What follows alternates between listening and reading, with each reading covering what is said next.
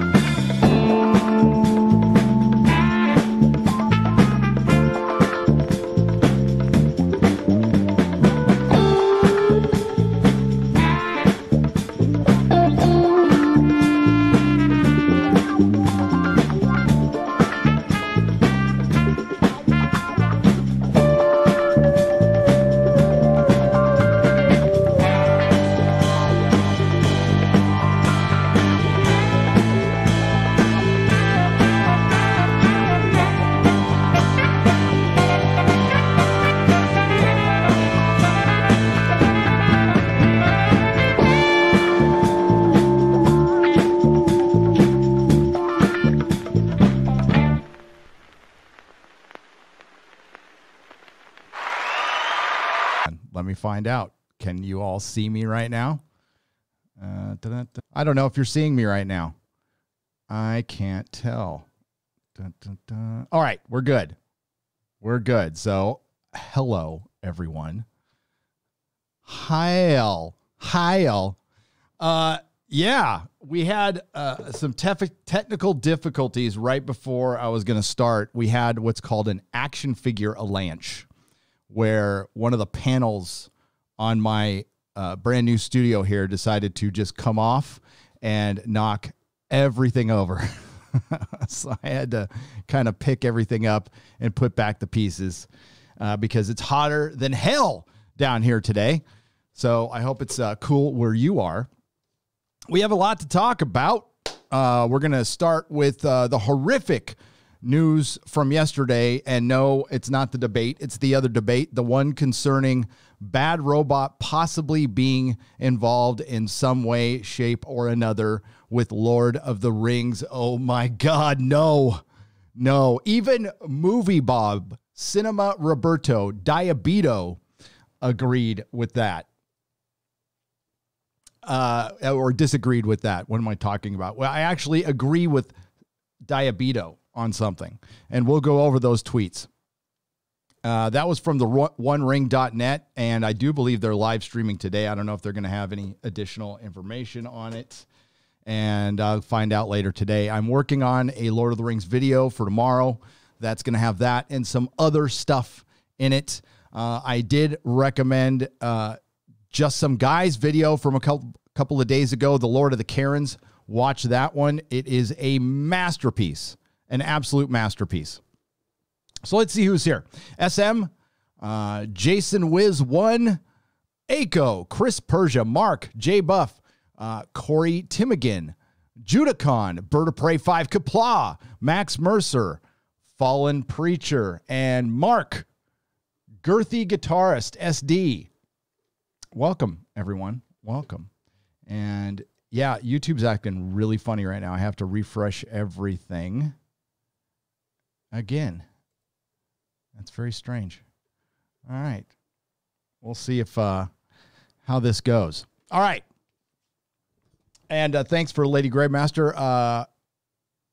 Yeah, I'm never late. I arrive precisely when I mean to. And listen, that's what I said. These Nerdrotic Nooners are going to be at whatever time I can actually do them until all this nonsense gets somewhat organized here, because I'm in the middle of a move. All right. So Disney, we'll get to Lord of the Rings in a bit. We're going to wait for more people to come in. So we'll start out with Disney laying off 28,000 employees. And this probably has everything to do with Chairman Gavin Newsom and my beloved state of Clownifornia. I can sympathize and empathize with a lot of these employees and their loved ones who are watching them go through that, because I have gone through this myself. So when it comes to the politics of California and how I perceive them now is a lot different from how I perceived them, say, 5 years ago. Now, I've always said I never vote like a Californian. I've never, or at least not a newer Californian. I'm an old school Californian, and this state used to be pretty center. It was a red state, but it would go back and forth. And I was okay with that. Personally, I'm not okay with it now, and that's why I'm running from a blue state. I won't even consider moving to a blue state. Even one that's maybe not so bad like Nevada. Nope, not even going to consider it. So I am going to, the first place we're going to check out is Texas, and then the next place is going to be Arizona. So, and that starts in October, but we're going to start out with this guy. Hang on a second, folks. All right. The stream is an excellent connect. Okay. Now it's excellent connection. God damn. Let's go to the article. Disney to lay off 6,700 non-union Walt Disney World employees as part of the 28,000 layoff announcement. And now Disney's been, I don't know if they've technically been announcing shows. I think a lot of scoopers have been announcing shows and projects. Ryan did a video and he went over a tweet that listed all of the rumored shows that we're supposedly going to get. I think it was somewhere around 8 or 9 shows, not counting the Marvel shows. Yet they're announcing this. Now, yes, they need to have content for their new streaming service that they are completely reliant on now at this point because they're not getting the big bucks from Disney World and they're getting a giant goose egg from Disneyland. And that's not entirely their fault. In my opinion, Disneyland should be open right now. There's no reason for it to be closed. I didn't even know. I just checked yesterday. The movie theaters in my neck of the woods are open. I could go see Tenet tonight if I want to. I don't feel a need to rush out to go see that movie now. If they were playing something worth seeing, like the Lord of the Rings trilogy, I'd go in a second. It's pretty open down here. It's just the venues, theaters, any place where you have mass gatherings. That's not going to be open for the rest of the year. You can just forget about it. And there's a very, very good chance some counties will be shut back down again. Now, I've already heard that some counties will resist that, and that's good. We know we have Florida wide open right now. And I'm not here to debate the COOF and how dangerous it is because the science is in. If we want to follow science, then we got to follow the science. And we should be open right now and careful, open and careful. I'm not saying, strip naked and pile on each other. I mean, if you want to do that, that's your decision. But I wouldn't recommend it. In any circumstance, really. But some people are into that kind of thing. But when it comes to Disneyland, it should be open. And that is going to crush the city of Anaheim and that economy with this many people being taken out of it at once. And it's going to put, this could irreversibly harm unemployment because that's not this endless pool of cash. You see, taxpayers are leaving the state in droves. And no, that's not a right-wing conspiracy. It's actually happening. We have data to prove it. I could show you the Zillow report from a couple of months ago. Strangely, we haven't gotten one yet for last month. And I have been looking. But this is on the shoulders of Gavin Newsom. Gavin Newsom, who is going to put his politics and party, in my opinion, above people, above actual people. A lot of people are starting to recognize that in this state. And it's a damn shame. It's a damn shame. This has destroyed a lot of lives, and it's going to have repercussions for years that we can't even imagine right now. This is going to be a wait and see scenario. And I don't think history is going to look back kindly on this at all. The Walt Disney Company will lay off 6,700 non-union Walt Disney World employees as part of their announcement that they will be laying off 28,000 employees in their Disney Parks Experiences and Products division. The Disney Parks Experience and Products division includes Disney's theme parks, Imagineering, and the Disney Cruise Line. Disney Vice President of Employee Relations, Jim Bowden, wrote a letter to the state of Florida explaining the decision to lay off the 6,700 employees. He explained, due to the continuing business impacts of the coup, we have made the very difficult decision to reduce our workforce. And I don't think this is a surprise to anyone, to be honest with you. And it's probably the first of many rounds with many of these companies. Well, I look for the cruise lines to be decimated.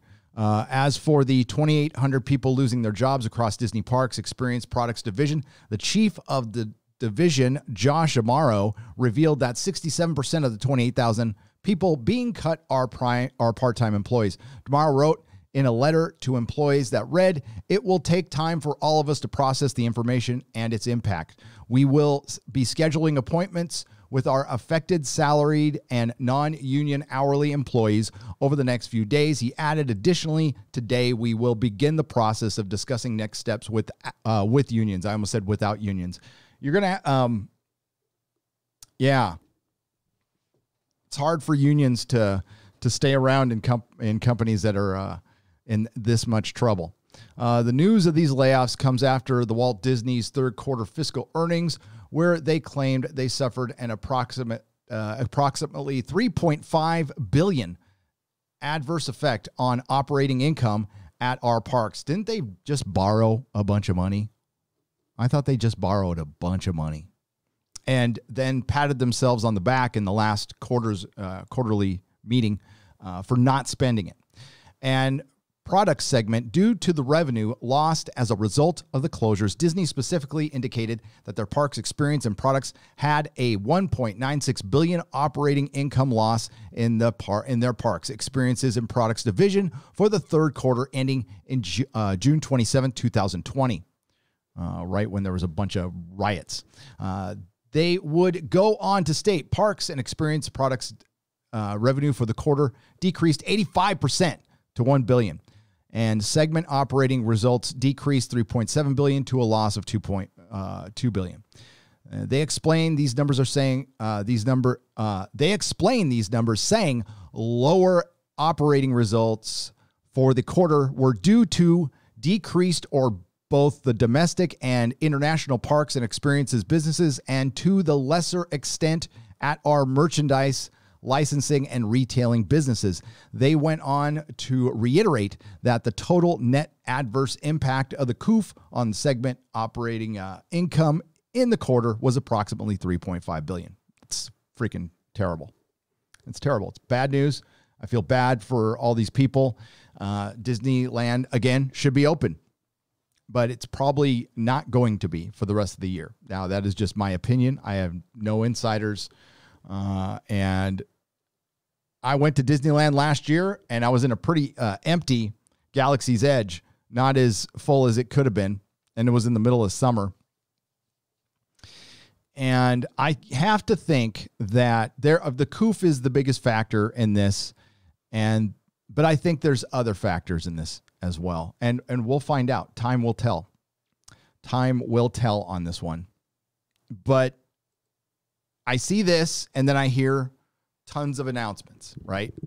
So I don't know how true they are. They can announce all they want and plan all they want, but things change, and we've seen the Marvel Cinematic Universe's slate change in the past. We've most certainly seen Star Wars slate change quite a bit. The one thing we know we're getting is The Mandalorian, and that's about it. And Disney's taken a huge black eye, well, a couple of black eyes, really, financially and in perception in the public right now. I don't think a lot of people are happy with them. And I am one of them. They have completely destroyed one franchise. I'm very worried about another one, but they just delayed it for another year. And I did a video on that. And after, 2 years off of the MCU, how's that going to look in the theaters? Yeah, they could keep it alive at Disney Plus. And yeah, they announced a Nick Fury show. Great. A show about a guy who lost his eye to a pussy.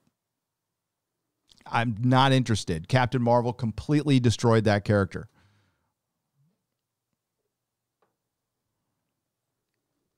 So, yeah, and we'll talk about Captain Marvel in a little bit. I was waiting for more people to come in before we get to the Lord of the Rings thing, which I am just, Hollywood is just dumb. It's filled with a bunch of dumb rich people who don't understand fandom, who don't understand franchises, and I guess it's just a matter of time. We can always take heart that Amazon can only screw up Amazon's Lord of the Rings. Whatever they do, it won't touch Peter Jackson's films. It won't touch Ralph Bakski's. I always get his last name wrong. His films, and it will not touch the books, the source material.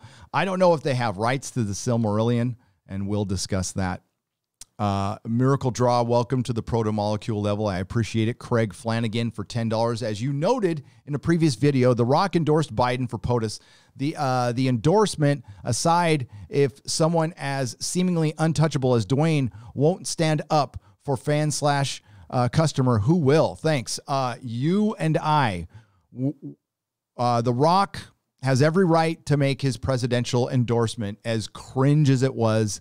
He can do it. I don't care. I don't think he was disrespectful to, I watched it, and, the worst thing about it was scripted. It was cringe. It was planned. And in my opinion, it looked like he just came at a price. Something was offered to him for him to do that. The Rock just doesn't go and do things because he's a nice guy. Okay. The Rock is a lot of things. I don't think he's a nice guy. He's a very successful guy in Hollywood, and he is a narcissist and an egomaniac, which most actors are. And I have personally no problem with the dude. I don't go watch movies with him in it. I was out of wrestling. I'm not into the we.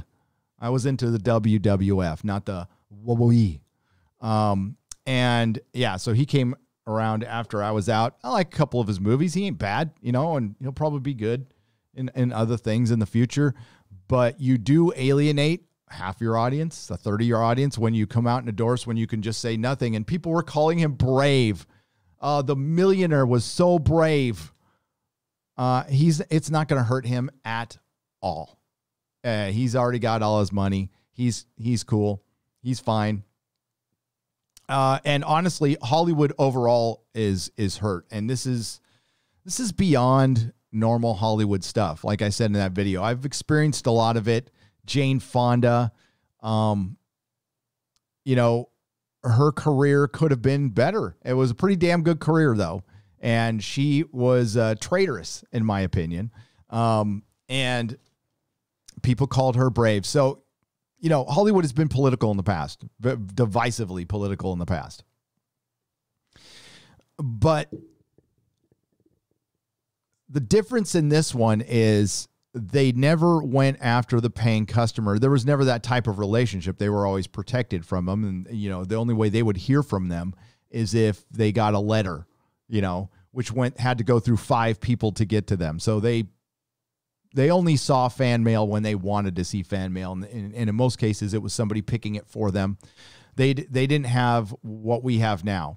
So we're in this new era where it's direct to consumer. The direct to consumer model is here, whether Hollywood or comics or anybody likes it or not, it's here. And that usually is not very good for an industry. We have the music industry to look at for now. It's still around. Things shift, but it ends up becoming white noise. So much of it that it's not centralized. And the same is going to happen for entertainment. Now it's easier to make a show. It's easier to make a movie. You can't make a big budget one, but honestly, I think people are so desperate for good stories. They're going to start looking for them, start making them themselves. And what we're seeing in comics, I think we're going to see in entertainment as well. I don't know if it'll have an effect or not. That remains to be seen. I think some of the studios will just die. I think we'll just lose a couple of studios. Amazon and Netflix will run everything. And Disney has had its day. It had a good run. But this will probably look a lot like the Disney from the 80s pretty soon, because they spent themselves into oblivion. Buying Fox was dumb. The government should have never let that happen, and Disney shouldn't have done it. They should have offered money for the properties they needed or worked out a license or something. Buying Fox was dumb. And, you know, having Star Wars and Marvel at the same time, they are now going to have to choose. They can't just, well, we're going to make a bunch of billion-dollar Star Wars movies and a bunch of billion-dollar Marvel movies, because they are risks now. They weren't risks before, but now they are huge risks. I think the chances are better than not that we could have another major Star Wars flop in the theaters. If it's something, unless it's like a sure thing like Darth Vader, or remaking the original trilogy, which they're already planning, folks. I promise you that. I promise you that. I've been saying it for 5 years. We will see it in our lifetime. I think within the next 5 years. I could be wrong. But sure, you can write it down, but you're not going to. And but you can remind me. I think in the next 5 years, there will be an announcement that they remake the original trilogy in some way, shape, or form, because they don't have anything else. There's an article out there, I don't know if it's true or not, about them doing something with Darth Bane. Oh, now they love the EU, and that's what they're going to do. They're not going to move things forward. They're just going to find things that worked before, or at least have a foundation that they can work on, because these are artists who don't take risks anymore. They're not artists anymore. These are repurposers. There is no art. Hollywood canceled itself. We'll go over the article in a little bit. There's one about some episodes of the Boondocks that are permanently retired now because of cultural insensitivity. Art is dead. It is now dead. You can't write freely. Well, at least in this sphere. And Hollywood, as the major gatekeeper, well, it's gonna cancel itself. If you can't write about certain things, then you're just going to end up telling the same story over and over again. And isn't that how you felt? I mean, don't you feel that about Hollywood right about now? How many times have we seen our, be it Westworld or even The Boys, Man in the High Castle, and I know it's a source material, but man, the Yahtzees have made quite a comeback. Quite a comeback. They're in everything now, because that's all you can write about. It's going to get awfully boring. I think we're already there. This is probably one of the darkest times in Hollywood's history as far as storytelling is concerned. I'm not just talking about the last 6 or 7 months. I'm talking about the last 4 years. There's been a lot of garbage, a lot. And just around the corner, speaking of garbage, we're almost in October. That means we are 16 days away from Star Trek Discovery Season 3, which I will be reviewing live after every episode. So, of course, they're going to go after Lord of the Rings. Of course. The SJWs, the NPCs, they're coming for it. It's not even a question of, at all, of anything. It's just a matter of when. It's just a matter of when. But as far as movie stars going out and endorse, I mean, it's cringe. It's as cringe if I sat here and endorsed a candidate. That would be horrible. For one, I don't think my opinion is that important. But The Rock obviously does, and it was probably for sale. His opinion was probably for sale. So did you lose respect for The Rock? I did a little bit. I did, but I'm not a big fanboy of the guy. I like him. He's all right, you know. Severely scratched my back, so your Daleks are safe. You severely scragged or scratched your back? The Hunky Chunky Funky Monkey for £5 for now. Oh, and Duck Fisney. Well, I might have to, I might have some extra Daleks for you. Hunky Chunky Funky Monkey. You send me your address, dude. That's a long time listener right there. And he's had a hard time. He's had a hard time, harder than most of us. Yeah, shoot me an email. Wordman is a member at the Geloja level. Welcome. Yeah. Speaking of Daleks, it was Cybermen that fell off my wall.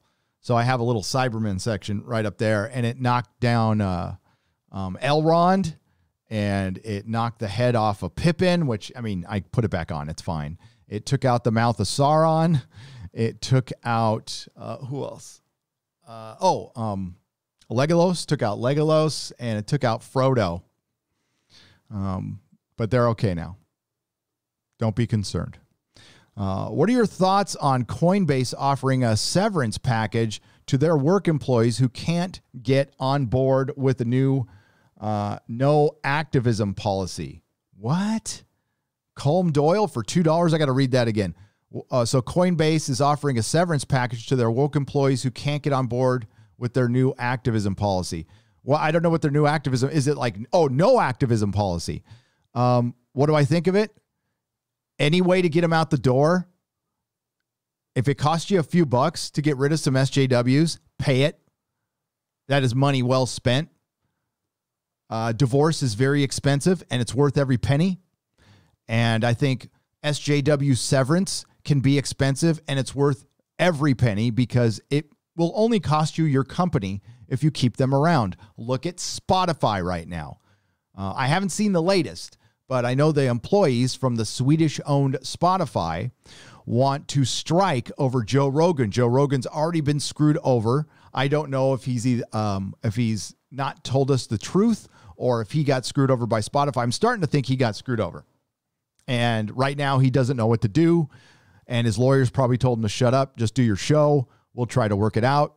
I would think, not being a lawyer and not being a big-time podcaster who signed a $100 million deal, I would think it's breach of contract if you said I could have every episode and then you reneged on that. That's just me. That being said, while we were, Az and I were discussing this on Bagging and Boarding and Chatting, which is on every other Tuesday on Heel versus Babyface's channel, please check it out. I noticed that Tencent owns a portion of Spotify. And I went, say it ain't so, Joe. Joe had to know that. Me personally, I don't know. 100 million is a lot of coin. Well, listen, I wouldn't turn it down, but I would make sure I took shots at him whenever I could, which would probably get me in trouble. But I've never been, I'm not smart, so I would do something dumb like that. I spoke my mind at Tesla when I could have just shut up and, well, then I quit. So, yeah, Joe, it's so sad about Joe. I think that's smart. I think Coinbase offering money to get the SJWs the hell out of their company, if I'm reading that correctly, I would do it if I could afford it. Yes, get them the fuck out as quick as possible, and then company survives. And then from there on out, it's no politics in my company. I don't want to see anything. I don't want to see a rainbow flag, which is political now. Sorry, it's political. I know BLMs, nothing, zero. I mean, Christ, when I open my shop back up, I chances of me hiring somebody are very slim.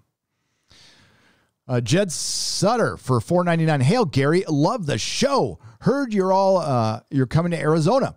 I'd love to buy you coffee while you're here. Yes, Jed, I am going to go to Arizona probably when we do our Vegas meetup in early December. I'm going to probably take an extra week and go out to Arizona while I'm there. News on Vegas this week. I'll announce it on Friday Night Tights. We'll have something locked down as far as a place to meet, as long as it stays open. As far as the Vegas trip goes, I'm going. I'm going to go. Vegas is mostly open. I'm going to go have fun. I agree with Tom. I think they will cancel the Star Trek convention. I'm surprised they haven't, but knowing the company that runs it, they're freaking shady as hell. They'll do it last minute and take their time refunding people. Maybe not. I don't know. We'll see. That's just my opinion. I just think a company that gouges you left and right is not one I would trust. But so far, it hasn't been canceled. The live chat is playing up, Gary. It's just paused. Oh, I'll check it out. You didn't have to give me a super chat for that. Hang on. I think I have to refresh it. Yeah, it got frozen too. Give me just a moment. I'm going to have to get rid of that and refresh it. Yeah, something weird happened.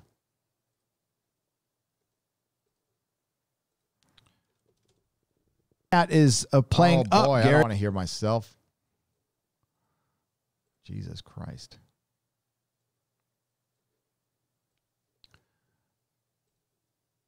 All righty, that should do it. There we go. Nope.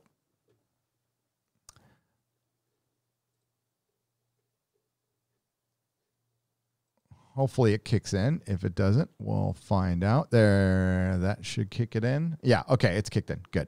All right, sorry about that, folks. Thanks. Angry Yellow Bird for $5. I don't get excited for any mainstream IP anymore. If it starts out good, it inevitably gets infected soon. I think a lot of people feel that way about The Boys. Angry Yellow Bird. I think a lot of people feel that way about The Boys, which has been a subpar season. Let's be real. Last episode was really good, but it's been a subpar season. Yet again, though, what is one of the main themes? Why did they gender swap Stormfront? Well, two reasons.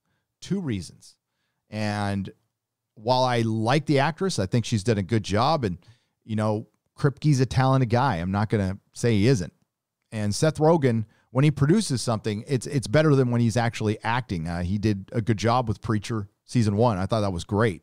But then politics has invaded everything, TDS, and it does affect all of their shows. So Stormfront represents the culture war, and it represents those of us in the Fandom Menace, other places, because we're all considered white supremacists. For some reason. And they're not. Now, of course we're not. I don't identify with any Yahtzees or anything, but they think we do. It's a matter of their perception, and that's their perception of the paying customer, of the audience, and that's why somebody like The Rock probably bends the knee, because he believes that shit too. They are so disconnected from us now, Hollywood. It's not even close. It is, you know, Hollywood's pretty much at the let them eat cake stage. And I think it's outlived its usefulness. It's definitely going through a paradigm shift right now at the very least. I'm not saying it's going to go away and die. Of course not. There's too much money involved, and there's too many jobs involved, and it's too strong of an industry. But without movie theaters, things are going to change.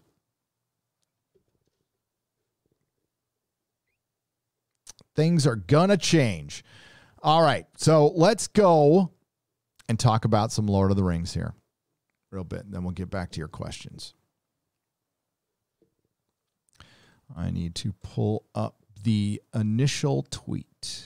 Here we go.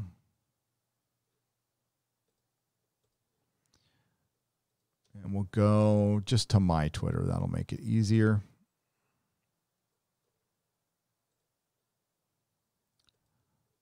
And let's discuss the OneRing.net, shall we?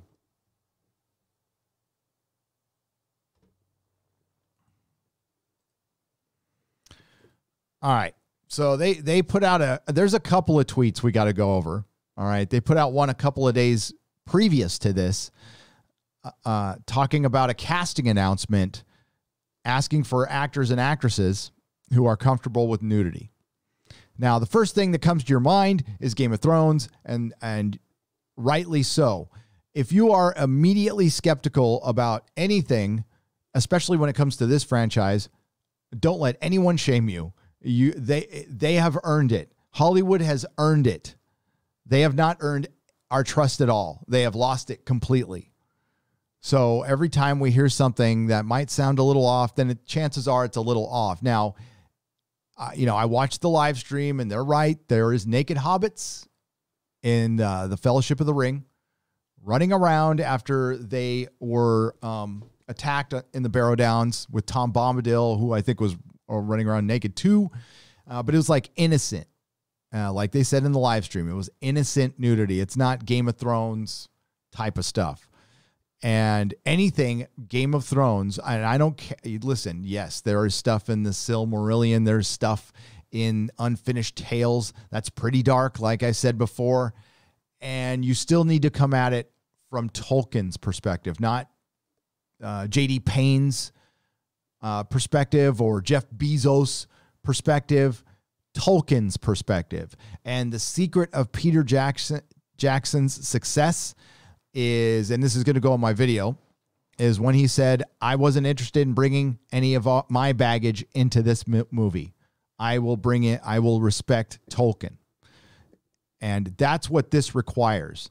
This requires people who have respect for Tolkien. You don't have to be a Tolkien fanboy or fangirl. You just need to have reverence and respect. It's sacred text. And by the way, if you don't feel like it's sacred text, if you think it's just a book with freaking hobbits with hairy feet and elves and shit, fuck right off. Kindly fuck off. Get lost. Go away. You don't belong anywhere near it. And, you know, the same could be said for Star Trek and Star Wars and Doctor Who, but it's too late for those. But that's the secret, Hollywood. You actually need to respect this stuff. You don't need to be an Uber fan at all. You just need to come at it with, my God, this thing has been around for 50 years. Star Trek, Doctor Who, or this, or longer for Lord of the Rings. It's been around for many decades. People adored this for many decades. The last thing I want to do is fuck this up. So if I'm going to take this job, I'm going to take it seriously. I'm going to rent a cabin because I'm a rich Hollywood elitist, or I can just buy one, and I'm going to read the books. I'm going to be able to recite them from memory. You see, there's too many busy people in Hollywood. They're way too busy partying or sitting on Twitter all day or Instagram, whinging about politics, to actually take the time and study what they're doing. Jar Jar Abrams is way too busy. So there's that. And the OneRing.net was talking about fidelity to Tolkien. Fidelity to Tolkien. Of course, the Lord of the Rings trilogy, I love it. It's perfect. It's perfect. And it took liberties. But it took liberties with respect to Tolkien.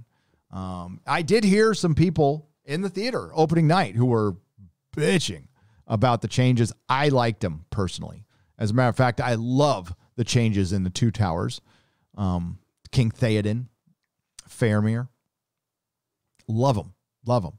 And I like those characters in the book too. Because it's an adaptation. It's fine because it was done with respect and love. Hobbit was bloated, hated what they did to Legolas. I have a lot of complaints about it, but I still like it.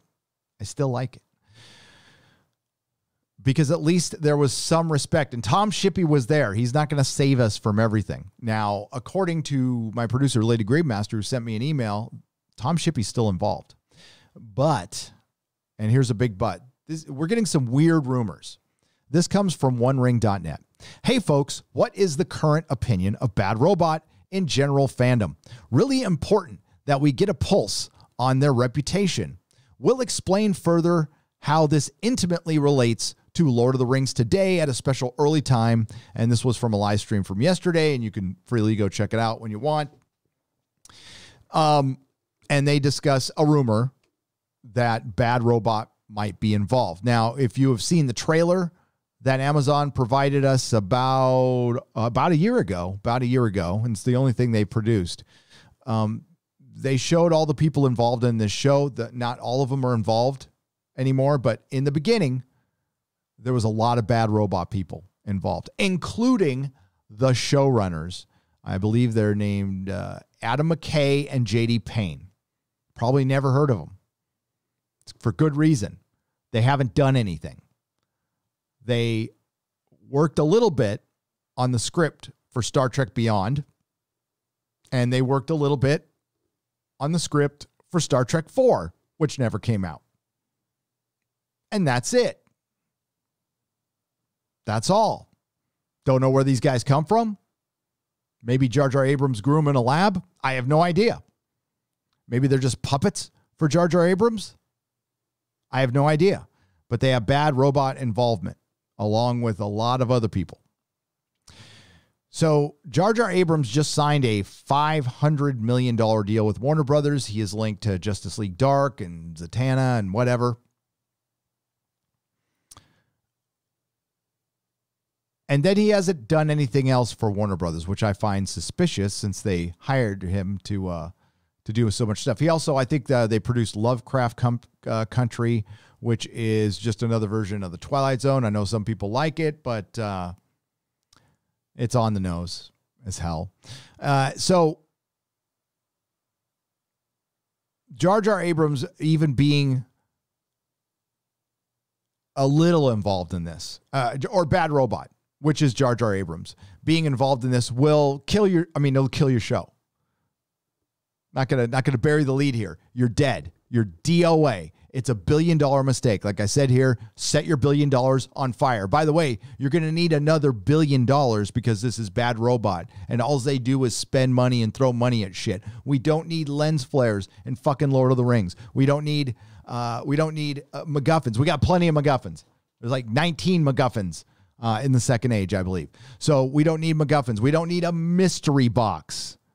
We also don't need the division, the subversion, the lies, the conniving, the cheating that come along with bad reboot. They divide fandoms. They destroy franchises. This is irrefutable. Is Star Trek in good shape right now? No, they can't get anyone to fund Star Trek 4. They are desperate. They've been trying. Nobody wants to buy it anymore. Star Wars is an absolute shambles. It's a fucking mess. It's destroyed forever. You might as well start a whole new franchise because that's what you're going to have to do. Rian Johnson definitely put the dagger in the heart, but the one who built all this, the one who created this mess, Kathleen Kennedy and Jar Jar Abrams, who somehow seems to shift the blame on everything because he seems like such a nice guy. He's such a nice guy. Really? You think so? He seems nice on interviews. Maybe that's a performance. I think it's a performance. Because I actually think the guy is a poser and a douchebag as far as when it comes to Hollywood and creativity and our franchises. And why do I think that? Well, I can go back to the Bounding into Comics article where he said no more white comfort. In the early days of the writing and looting, he fanned the flames, threw gas on it with his company, saying something like that, coming out and talking about how they're going to deal with white supremacy in their workplace, whether it's there or not. I don't know. Maybe it is. That's a problem. And everywhere he goes, man, the fandoms get divided. He lied to the Star Trek fans. He lied to Star Wars fans. He lied to Star Wars fans. Palpatine was always part of the plan. Oh, except that we didn't have a plan. So was he always part of the plan you didn't have? Or the plan you had in the last couple of weeks of filming The Fall of Skywalker? I don't know. Do you want these problems, Amazon Prime? Is this what you want? The fandom menace is waiting. We're sitting here and waiting. We're polishing our weapons. We're forging new weapons.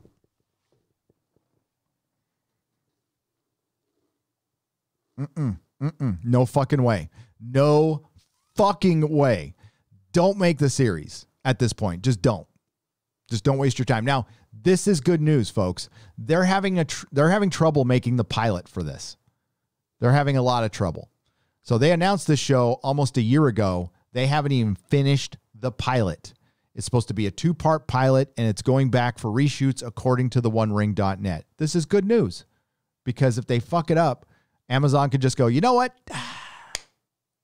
Never mind. I don't know if they can do that at this point. $1 billion. So we're going to get 5 seasons. I think 10 episodes a season. And it's all going to take place over the thousands of years of the Second Age. It's going to follow Galadriel, Elrond, Sauron. We might get Tales of the First Age. You know, we don't know. We don't know a lot of that stuff because it's before the elves, or the stuff that happened before the elves, the wars that happened.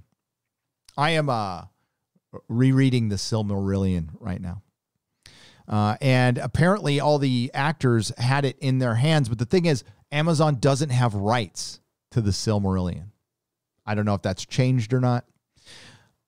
But there is a lot of room to fuck with Lord of the Rings. And I know the Tolkien estate has some pretty strict rules when it comes to The Hobbit, Lord of the Rings, their father, or in this case, their grandfather's character, rest in peace, Christopher Tolkien, who was a great gatekeeper from all these Hollywood shitheads.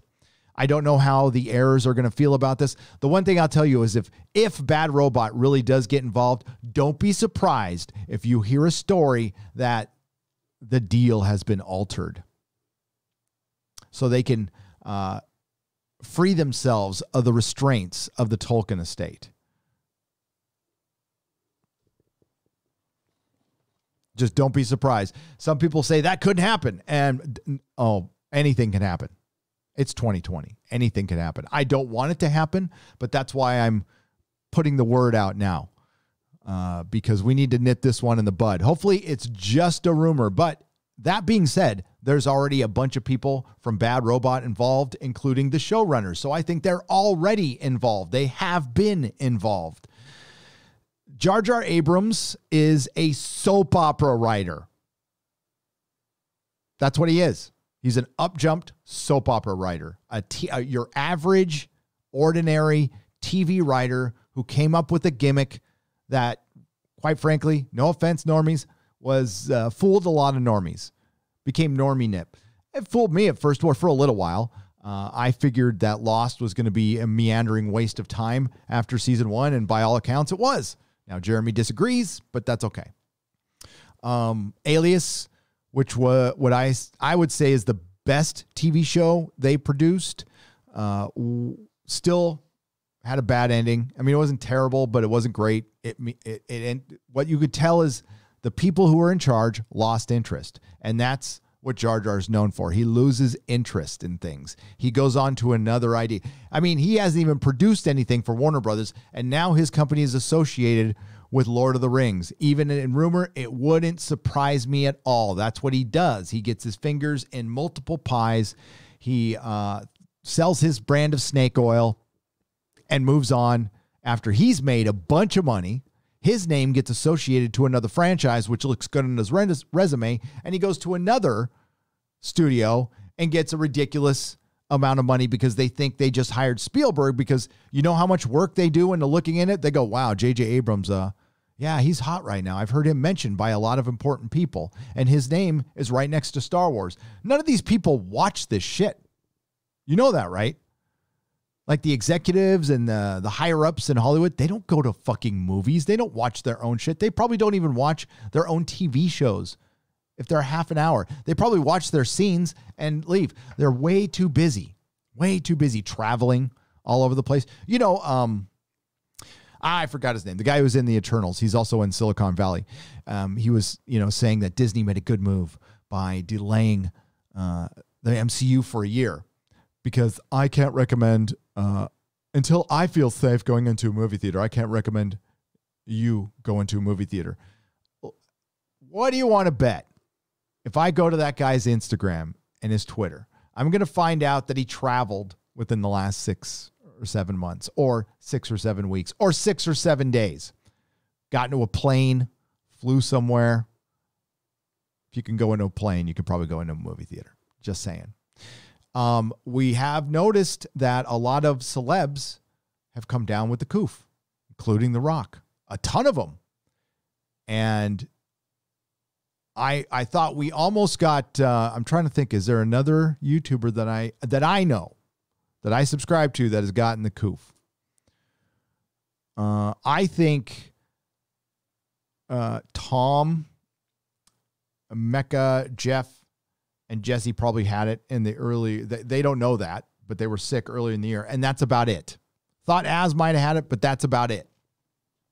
My uncle had it, and he recovered, and I didn't even know until after we recovered. And that is the closest person in my life that I know who's had it. Now, maybe those clusters are somewhere else. I don't know. A lot of celebrities got it, though. Tom Hanks had it. You know Tom Hanks. Moving to Greece, deleting his tweets, coming down with the coof. That Tom Hanks. But these people don't take the time that is needed to make the Lord of the Rings right. And they'll spend all this money, and the people they hire don't even have the time. You know, there are script readers out there, but you need to trust them. They need to have the same taste and everybody needs to be on the same team. And Lord of the Rings, the trilogy, was such a goddamn miracle anyway. It can never be repeated. So if we get a show that's halfway decent, that'll be a miracle. I don't think we're going to at this point, based on what I've seen. There's Breaking Bad writers involved. And also the entire premise. Now, you can play with the premise from the Second Age. Obviously, these are histories that you can fill in blanks and stuff. But what people associate with Lord of the Rings, your average normie who has seen maybe part of The Hobbit or The Hobbit, you know, the animated Hobbit or the Lord of the Rings trilogy, most people just know Lord of the Rings from that. So what they associate is what those films get, or if they've read the books, heroism. It's basic, classic heroism. Now, it's not as unnuanced as, say, George R. R. Martin thinks it is. I think it's way more nuanced, to be honest with you. And it did a lot of stuff ahead of its time. A lot. But,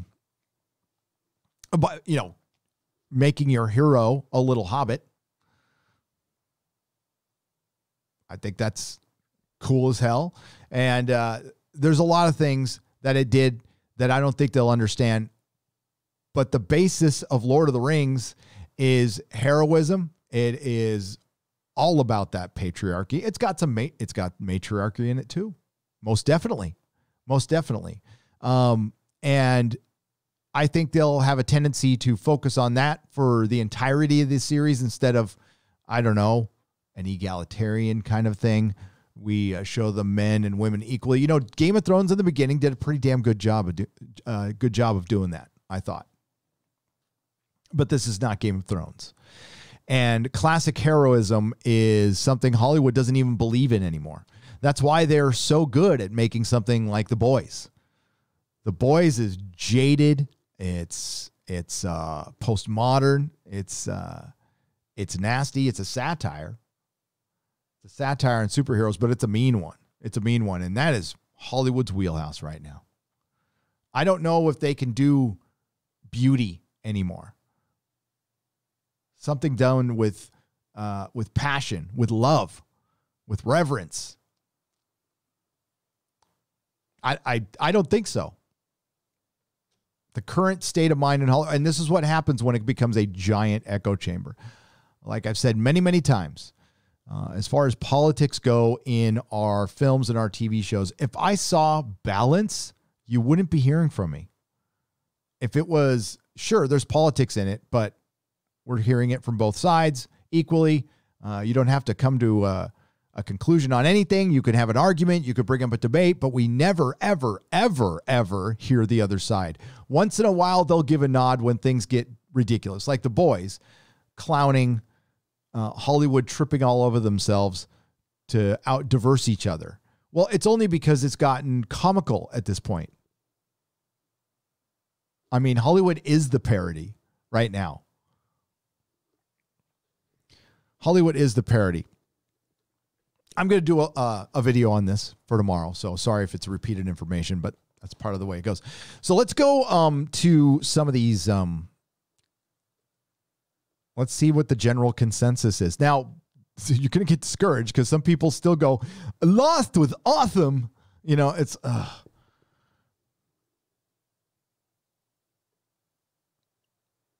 And... I also, one more thing before we get to this. I don't want the Lord of the Rings fandom to go through what Star Wars fandom did. I don't. It's a pretty nice fandom. It's like all fandoms. It's not perfect, but it's free of this stuff. It's innocent of this stuff right now. There's probably a lot of people in there who aren't even aware. I said to the guys over at the OneRing.net, my response to this tweet was, there's about 1,000 videos on YouTube explaining why this is the worst decision imaginable if they make it. I don't want to see another fandom divided, but that's exactly what will happen if you bring in Bad Robot. You will have a divided fandom. The Fandom Menace will have a lot to do over the next 2 years, and I will dedicate my entire channel to this.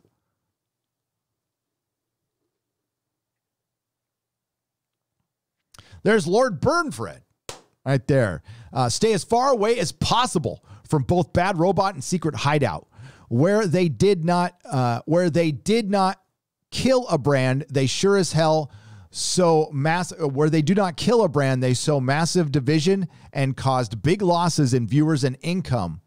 Ask Paramount Pictures about Star Trek, RIP Star Trek. Yeah. Oh, by the way, there's a Bad Robot connection at the BBC. I shit you not. The person running BBC America is from Bad Robot. Yes, that's right. And I wouldn't be surprised if I went down the entire IMDb that we'll see. I mean, BBC's BBC, but, they hire British people over here too. This is Justified Humble Eraser. Guys, it's even worse. Inside scoop. They've hired Rianne Johnson as director of multi-episodes. And there he goes at Nerdrotic and quarterback. That's cool. That's me right there. I mean, you know what? Open up the Ark of the Covenant. I'll be taught. Let me show you what I am used to. Nick. Yep, there's the Enterprise blown up. No good, flashy SFX, special effects with no substance or originality. Of course not. Here's Thomas, good old Thomas. There was a time I kind of liked Bad Robot, but then they destroyed Star Trek and Star Wars. They should have stuck with television.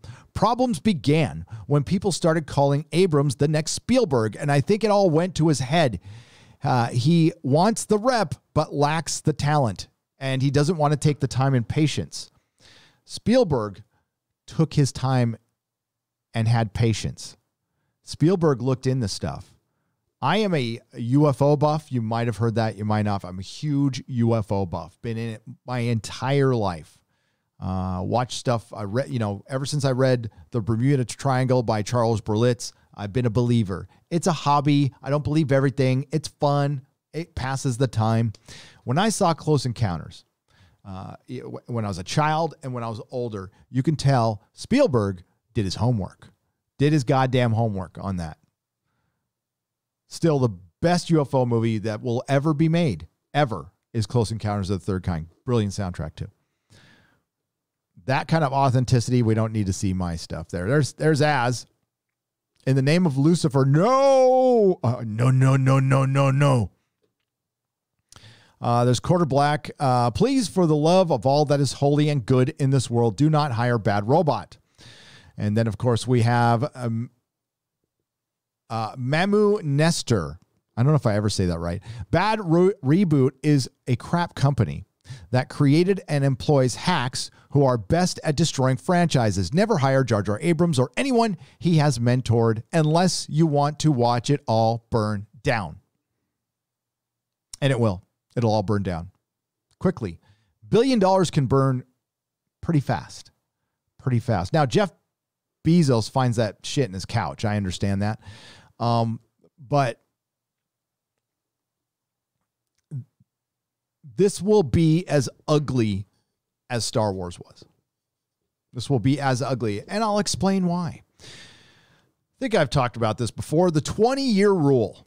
The 20-year rule when it comes to trends. Well, we're just about here with Lord of the Rings. You've noticed a lot of people started talking about it recently. For a while, it wasn't really talked about. Once in a while, people go, I love the Lord of the Rings trilogy. I watch it every Christmas with my family or something like that. But that's about it. We weren't getting news. The Hobbit's already been out. But lately, over the last year or so, a lot of people have been talking about it. You want to know why? Because it's starting to come back into the public conscious because it's been 20 years. Things cycle back through. Star Wars got really popular in 1997. It did. They did the 20th anniversary. And it wasn't just that the movie turned 20 years old. It was the nostalgia factor, the 20-year rule in trends. We're just about here for Lord of the Rings. So it's a well-timed thing, and it's in the public conscience. And just wait. You know, if J.K. Rowling doesn't get canceled, Harry Potter won't be far behind. By the way, credit to J.K. Rowling, although she let all the wolves in the door. I like how she's standing her ground, and it looks like Eddie Redmayne backed her up when Daniel Radcliffe would not.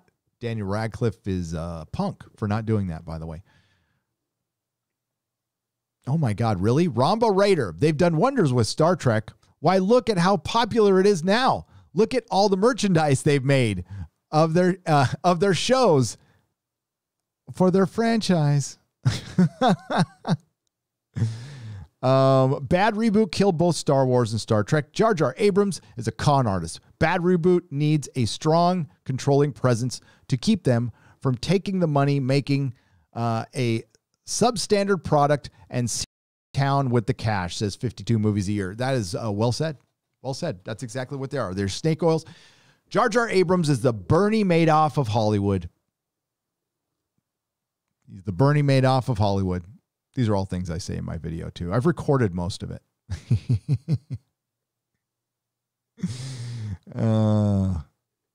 That's good. Oh, my God. Yeah. Nobody's liking this.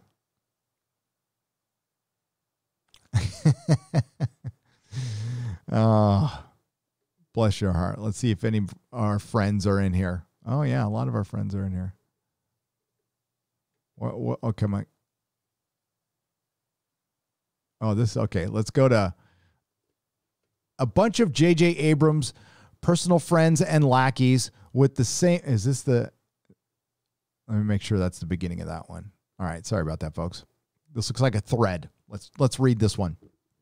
A bunch of Jar Jar Abrams' personal friends and lackeys with the same knuckle-dragging filmmaking philosophy that's just having things in a story purely to elicit a reaction with no actual narrative, meaning or cohesiveness is the same thing as crafting a compelling story. Mysteries with no answers, twists that weren't set up, and make the story more confusing instead of tying everything together. Meaningless shock deaths and with no catharsis, and equating characters having power with actually being strong characters are their hallmarks. There's more, I think. That is well said, though. Iris. I'm confused by the blue. Aren't the blue butterflies, aren't those Raylos? They are. But that was well said. That was well said. It's all meaningless. It's all meaningless. Things happen to shock and surprise, and you forget about it later. You were like, I seemed like I was really enjoying that thing from Jar Jar Abrams I was watching, but for the life of me, I can't remember any of it. Oh, well.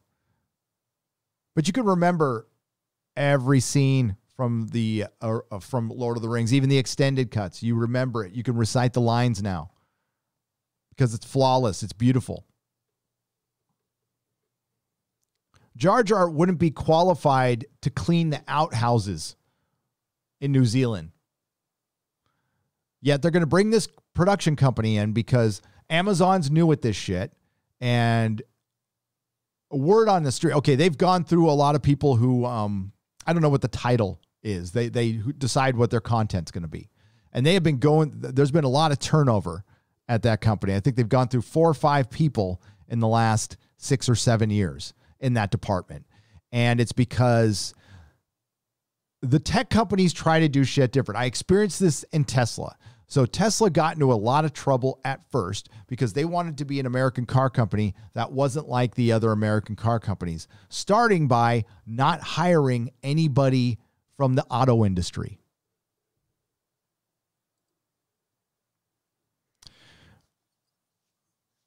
And started jumping on me. I was like, what happened? So not buying anything, not hiring anybody from the auto industry. So they experimented with that for a couple of years at Tesla and realized, oh shit, we need to hire people from the auto industry because we don't know what the fuck we're doing. And they had to hire people from the auto industry. And that's where I came in later on. And they tried to mix that with tech. So Amazon's kind of the same way. We want to be Hollywood that's not Hollywood. We're going to hire young people right out of school that are kind of tech savvy, that might know social media, and we'll have them make our decisions. And it didn't work out so well. So now they're hiring more Hollywood people, but still the Hollywood people don't put in the work nowadays. Never. Well, I argue if they have. If Robert Meyer Burnett was deciding content for Amazon, I would mostly trust that. I would trust him over pretty much anybody else. I know he would treat this franchise right.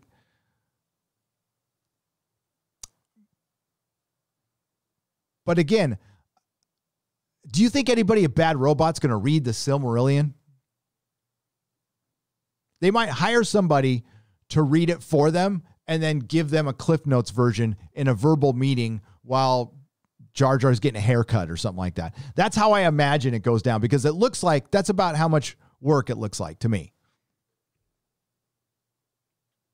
There might be some craftsmen at Bad Robot and some really talented people, but it really gets overshadowed by your useless leader.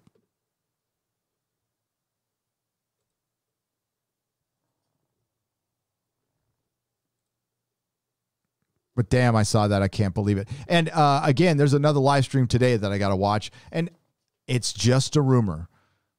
But I will repeat, Bad Robot's already in the building. They're already there. This has already happened, folks. It's just not Jar Jar. But again, who are J.D. Payne? Who is Adam McKay? Here, let's look up their IMDb real quick.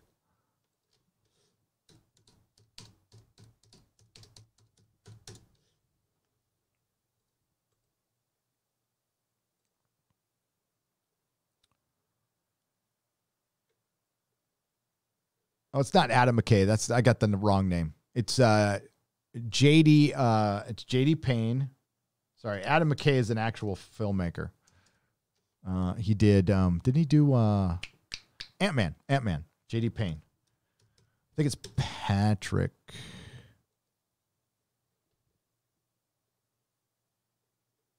There we go. Okay.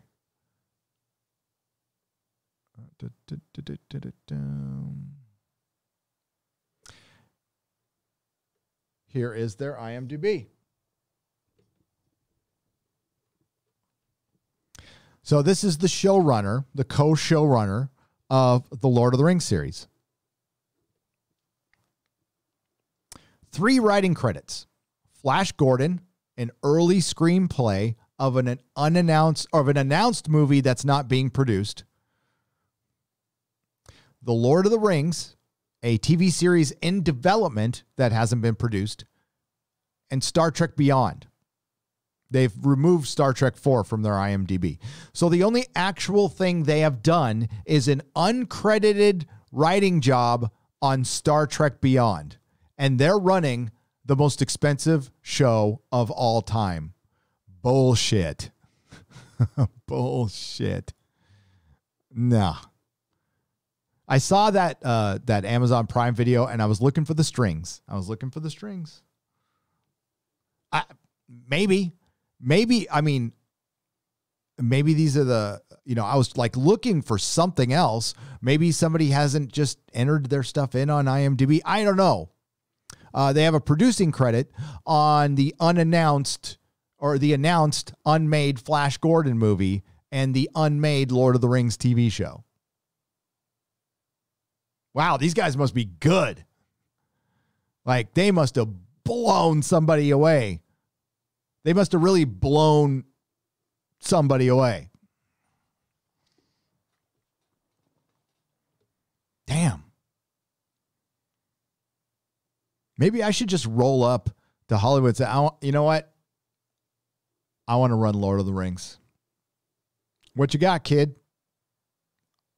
Uncredited writer, Star Trek Beyond. You got the job.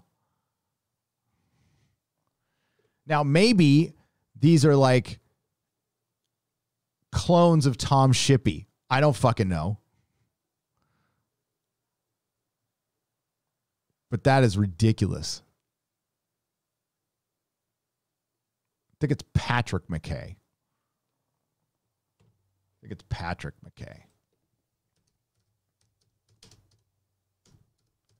I wonder if he's... No, it's not. No, that's Patty McKay. Who in the hell is it? J.D. Payne.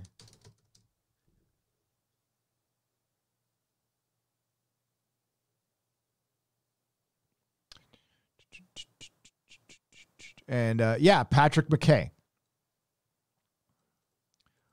I put in Patrick McKay's name and came up with some like, yeah,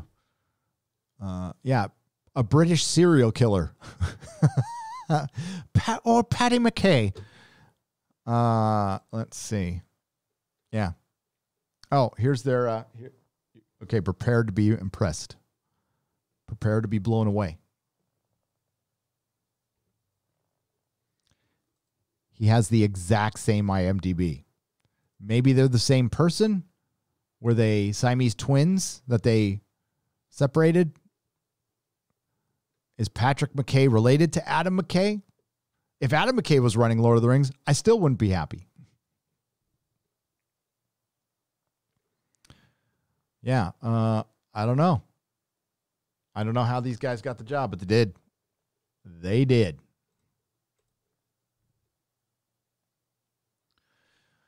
I don't know what to tell you, folks. It's in fucking trouble. Lord of the Rings is in deep shit right now, and this is discouraging. I wasn't expecting this to be the best show ever. This is I fully expect Amazon to probably, after this pilot, cycle out who they've hired.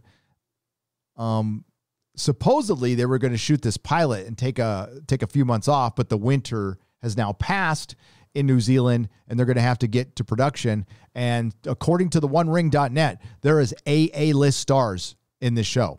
Like they have, Russell Crowe, and they are going to take a very Game of Thrones approach to this as far as, how you structure the story. They're going to follow multiple characters. I don't know that for a fact. This is just all the conjecture I've heard. Brian Cogman from Game of Thrones is involved. That doesn't excite me at all.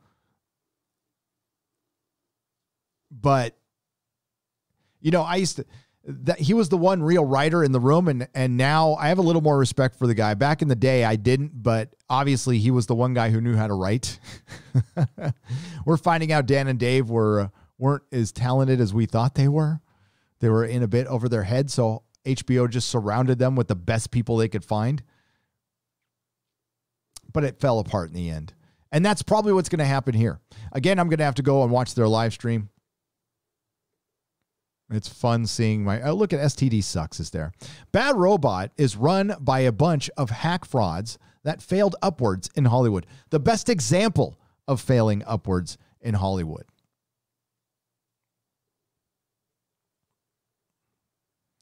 And we will be discussing this in length on Friday Night Tights. Again, there will be a video tomorrow. I'm going to go to your questions now. Thank you all for joining me. I did not live stream on Monday, so I'm glad you're all here. And if you got questions about that, bring them in because this is terrible. I guess it still could be good. I don't think so, though. And we have a long time to find out.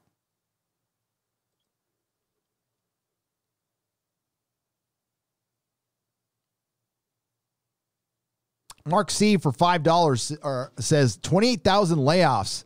It really is a small world after all. It truly is. It's a much smaller world in Disney, which canceled the movie theater for 2020. It's not really a surprise, but it's going to go beyond that as well. It's going to be canceling the movie theater until May. I don't think many of them can survive that. I don't see how that happens unless the government prints more money, which means you and I are paying for all this shit. And I personally don't want to subsidize a company that's producing propaganda right now. That's just me. A company filled with fucking hypocrites bitching about somebody writing off his taxes when that town lives off of tax write-offs and credits. Taxation is theft, by the way. Let's not forget that. What if that group is everywhere in part of the old Soviet plan for infiltration, since they were their natural enemy? Meaning, create the environment for your enemy of choice to appear and then say, see, I was right.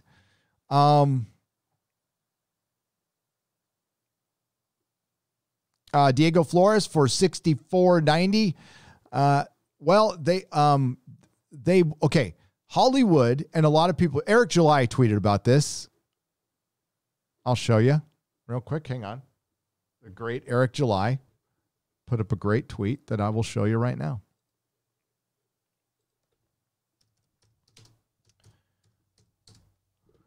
I've been saying this for a while. He just reiterated what a lot of people have been saying.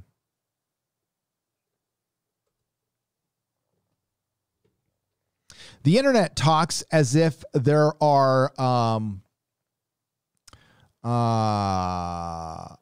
WSs ready to attack around every corner. I don't know what it is with you effing weirdos needing a dragon to slay. Eric, they need a dragon to slay. They need a boogeyman. This is classic stuff, and you know that too. I know you know it, but he's saying what we're all thinking out loud, and that's what Eric does. Eric's awesome.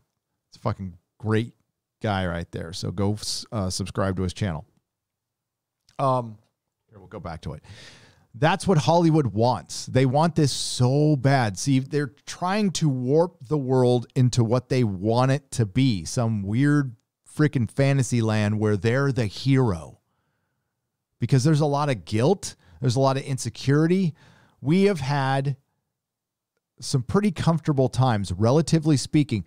You know, I see some people out there going, these are really dark times. These are the worst times imaginable. These are the worst times possible. These are fucking nothing. These are nothing. Okay? Compared to a week in the Depression. Compared to 1918. Compared to, look, there's stuff, I mean, I didn't even know about. There's things like this have happened before in the 50s. Yeah, they've happened before. And these aren't the worst times possible. They can get so much worse. Again, I'm looking out my window. I see blue sky. I see a big cactus, a tree, some birds flying. Looks pretty nice. Now, you might be looking out your window and you see something bad. Sometimes I do too. The whole point of this is not everything is falling apart. They want us to believe that. They want to keep us in fear. They want to keep us divided. Don't feed into it.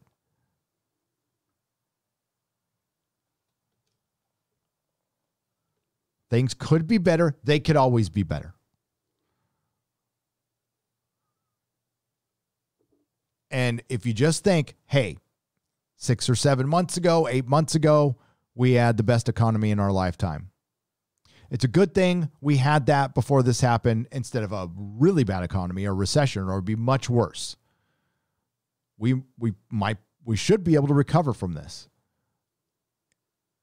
If the states let us, if some states let us, but they're not. There are interests in this country that want things to be bad, that it's in their best interests for some of us not to go back to work. They don't lose sleep at all when they hear that my wife, a female-owned business and partially owned by somebody from the alphabet community, is gone forever, that they worked their entire lives for, followed all the rules, did everything right. They don't give a shit. You were a necessary sacrifice to the God of the state. And that's what Disneyland is. That's what these 28,000 jobs are. 28,000 jobs are. A necessary sacrifice, a noble sacrifice. And we thank you for your sacrifice for the gods of the state. Now we have our bad economy that we can blame on somebody else. But the fact of the matter is, that's on Gavin Newsom. It's on Gavin Newsom. It's on Gavin Newsom. And nobody beyond Gavin Newsom. Now, if you think it's somebody beyond Gavin Newsom, you're being partisan. If Gavin Newsom did something right, I would say so. This is on him. It's not even on Disney at this point. Now, Disney's made their mistakes before that. And, you know, I would love to say it's karma, but the people affected had nothing to do with Disney's decision making. But when you're a country well, Disney's practically a country. When you're a company that does business with a country that's doing all the things that some people are running around the streets in America are accusing our country of, but they're actually happening somewhere else. But nobody says anything about that. You don't hear a word about that from Patton Oswalt, from Brie Larson, from Natalie Portman, from Tom Hanks. None of it. Not a peep.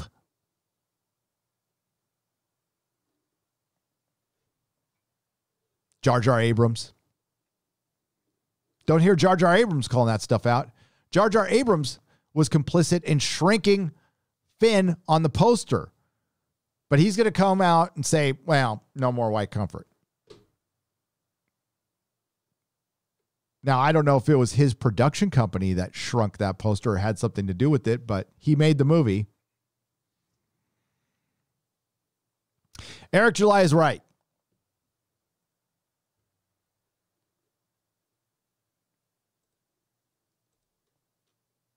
And listen, I'm not gonna sugarcoat it. You know, the stuff I've gone through has affected me, affected the family personally. I've got emotions involved in it, and I have a different perspective on things now. Been to 3 live chats. They're all acting up. Yeah,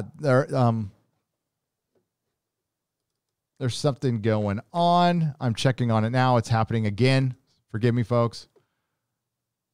Yeah, there's probably some bug in the system.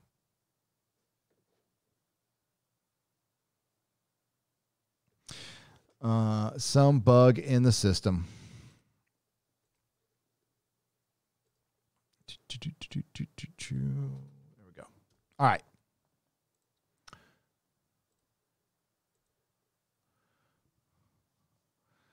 Mark C. Check your theater's weekend showtimes, Gary.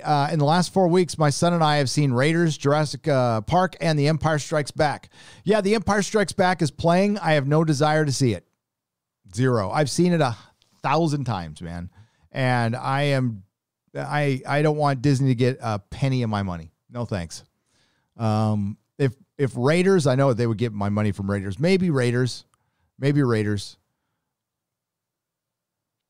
But thanks, Mark C, for $5. Not another dime. Thank you for the thumbs up for $1.99. I appreciate it. Brooklyn Gal, welcome to the proto-molecule level. Thank you.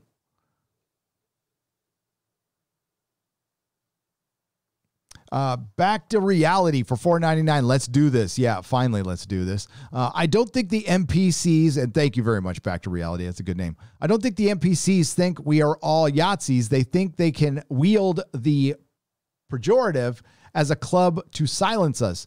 TJ Rowe for $5. I used to think that. I don't know anymore. I would argue that. I would say that there's a lot of them who think the system is inherently WS. So yeah, they're starting to actually believe this stuff more and more. But they're still wheeling it as a pejorative, and it's a pejorative that it means nothing to me. I don't care what people say about me on the internet or anybody else, but saying it to the fandom overall when you are a professional in it, that I have a problem with. And that continues to happen to this very day. Eric Kripke said the most dangerous thing is the white guy standing next to you. He runs The Boys. Seth Rogen's Twitter is filthy, and it's full of nuance. Yeah, I'm sure. Nathaniel Larson for $10. The Boys is getting boring. Why can't we get a show where the boys group actually fight the Supes? Why can't Billy Butcher beat the crap out of a group of Supes? Billy killed a whole group in the comics. Yes, they fight Supes all the time in the comics, but they don't have the budget. I think it's a budget thing. There's a lot of melodrama too, man. And it's just, yeah, this season it is sophomore jinx, I believe. Sophomore jinx. Nicholas Horton for £5. The chat is frozen, not just for me, but for others. Also, it's very slow for us that it's playing up for. Thanks, Nicholas Horton. Yeah, I can't do much about that. I don't have it on slow mode or anything like that. So hopefully it's fixed now. But thank you, Nicholas. John Ellis Bush for $4.99. A bad reboot is doing Lord of the Rings show. I'm out. That's another thing ruined then. Yeah, I'm not even going to give it a try. And honestly, why would you? Why would you go, well, maybe this time they'll get it right. Oh, hey, wait a minute. They didn't take a single moment to look at Star Trek canon. They just thought of a way to get around it. So they didn't have to read all those comics and books. And I don't know, watch all those old episodes or do something. What do you think they'll do for Lord of the Rings? There's a lot to look into there. A lot. Yeah, and there's a lot with Star Wars and Star Trek too. But if they aren't going to take the time to do that, they're not going to take the time for something. Sorry, is a little. Star Trek's pretty smart. Star Wars is smart, but Lord of the Rings is the daddy of them all.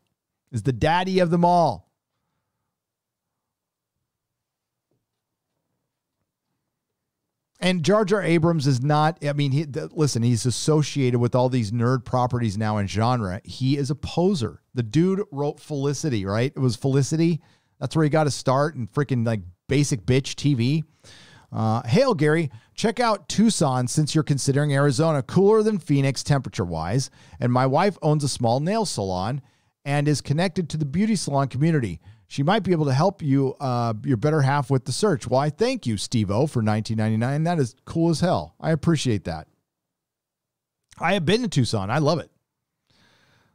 I love Tucson.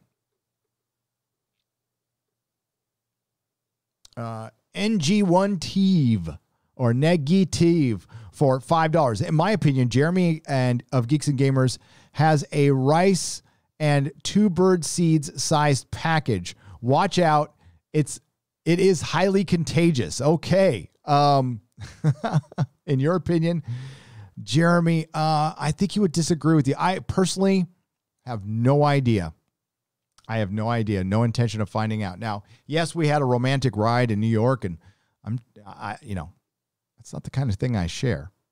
Nightwish fan for $19.91 for $10. Does Hollywood realize there are other creators than Jar Jar Abrams? Well, glad I have my complete book set and Blu-ray extended edition box set before this franchise crashes and burns. Embrace the past. While Hollywood is having trouble realizing there's another race. Right now, it's only white people and black people. And they're just trying to recast every white person with a black person instead of, I don't know, mixing it up a little bit. I would try. What did we have? 3? Technically we had 3 in one day. We had Hawkman, Batwoman was revealed, and Tinkerbell. Hollywood is just going, you see, we're not ist. Because you know what? I sympathize with this. Lord of the Rings is being made now. It's being made in 2020. So there are interest groups. And believe me, this happens. They're calling Amazon. Is Lord of the Rings going to be white? Are you sure that's a good look? Are you sure you don't want us organizing a protest? They're being threatened. They're being extorted. And then they have people like me going, stay true to the lore. That's all we want. And they have to try to please everyone. The thing is, bottom line is, because those pejoratives get thrown at us, Okay, you're looking at people who don't take enough time to realize there's somebody else than Jar Jar Abrams. There's another race besides black. They're not going to take the time to look at the nuance of the Phantom Menace hashtag or anything like that. They're just going to, or any critic of it, they're just going to say, oh, they're bad, so we need to side on this because it's easier. It's easier. And we'll take our losses. They don't understand what these losses are going to be, though. We're losing Hollywood. We're losing creativity because they keep bending the knee to every single organization, and it's a fucking scam. It's all a scam. These organizations find power because Hollywood gives it to them. Then they come at them with, we'll be your diversity consultant. We'll be your inclusivity consultant. That's how it works. Star Wars, Star Trek, and now Lord of the Rings. Is Jar Jar trying to create an infinity gauntlet of franchises he destroyed? Because he's off to a great start. He certainly is. He most certainly is. I agree. Yes, he. I don't know though. At least Thanos only destroyed half the shit. Jar Jar's destroyed all of it. This is Monitor for $20. Thank you for defending sanity. God bless you and your family. Thank you very much. I appreciate that. Thank you for being here.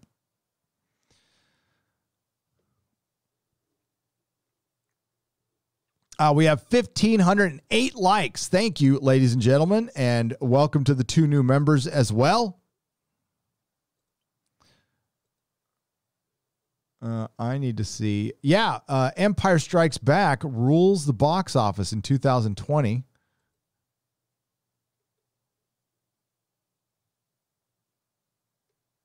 Yeah, it certainly has. Look at that. Hang on. Let me get this up here.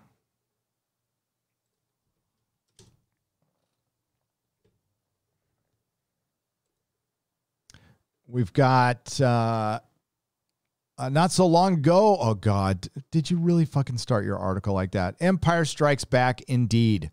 Empire was real. I'm not going to read their cheesy fucking recap. Empire was re-released into more than 2,000 theaters for the film's 40th anniversary, earning $908,000 at the box office. This is the second time Empire has re-released in 2020, bringing its total year domestic earnings to $1.923 million thus far.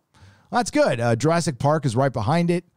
And then, according to Forbes, Empire has earned $550 million worldwide since its initial release in May 1980. That includes Star Wars creator George Lucas's reissue in 1997.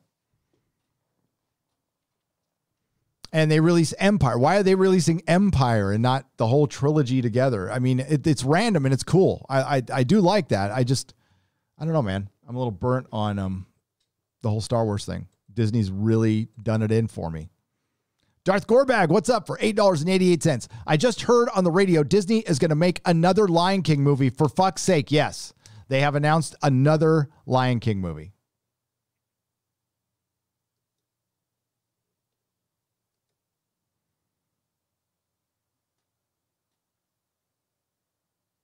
Oh, wait a minute. Hang on. They have announced another Lion King movie. On track, but I am scared a Song of Ice and Fire will get woke. Or off track. I am scared a Song of Ice and Fire will get woke. Thassio for $1.99. Yeah, I think it will. House of the Dragon will be, for sure. Again, just assume if it's not woke, it'll be a pleasant surprise, and then we can all enjoy something together. And if they don't return to storytelling, then they're done. This cannot last. This cannot last. They are losing their asses in so many ways. Hollywood is. We're also finding out how full of shit they are. Listen, if things were this tight, we haven't seen a single studio fold yet. If this keeps going on, it's going to. Unfortunately, Hollywood is in California. I bet you it wishes it wasn't. Now it can move to other areas. In New Zealand, obviously, they're filming. They're going ahead. Apparently, Sweden's just fine. Maybe Hollywood should move to Sweden right now because they're at least I saw in the Dave Cullen video, it's back to normal there completely. But yeah, another fucking Lion King movie. You know what? I haven't seen the animated one. I haven't seen the remake, and I'm not going to see. How fucking bankrupt of ideas do you have to be? I mean, and Jeremy mentioned it. This is why Bob Iger left. He's a coward. Yeah, great presidential candidate. He's all out in front of everything when things are awesome. When things go sideways, I got to go. JPRPH1, thank you for the super sticker. I appreciate it. Thacio, thank you again for the super chat and for the $1.99. Well, you know, we can always take this into account with A Song of Ice and Fire. It won't finish. So if it doesn't finish, it can't go woke. The dragon to slay is space colonization expansion. How about you SJWs get to work on that? Sweep some floors at SpaceX or something. Says legalize adulthood for $5. That would mean they would have to take the initiative and go to work. They would much rather share a cup of soup with their 8 roommates and bitch about shit on Twitter. Mellis Williams for $19.99. They destroyed our Star Trek. Picard went out like a chump. They destroyed G.I. Joe with 2 horrible films, and now they're rebooting it again. Yeah, and I guess the actor cried. That big tough snake actor, you know, because they swapped. They race swapped the character, and he cried. Hollywood needs to let their guys work on new ideas. That would require them funding them. For $19.99, thank you very much. And that would be a risk, and we can't have risk in Hollywood. You kidding me? Taylor the Pizza Cat for 2 Canadian pesos. Hail, Gary, I keep doing what you're doing, or keep doing what you're doing, brother. Thank you very much. I will.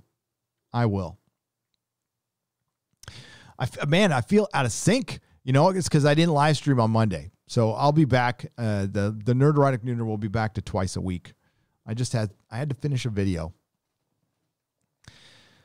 John Blade for $2.99. Gary, is The Boys worth the wokeness? I don't know. I don't know. Listen, I don't know how interested I'll be after this season, to be honest with you. This season needs to end on a bang for me. Because there's been a couple good episodes, but I don't look forward to it. I'm kind of waiting for the other shoe to drop. Claudia C., thank you for the super sticker for 99 cents. I do appreciate it. And Luke Fancy Films for 2 Canadian pesos. Sent you a Twitter DM. Much love from Nova Scotia. Why, thank you, Luke Fancy Films. Is it the same name on Twitter?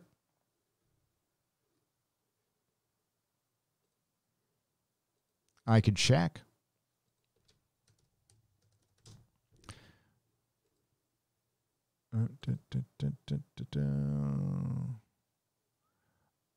Yeah, I don't see it.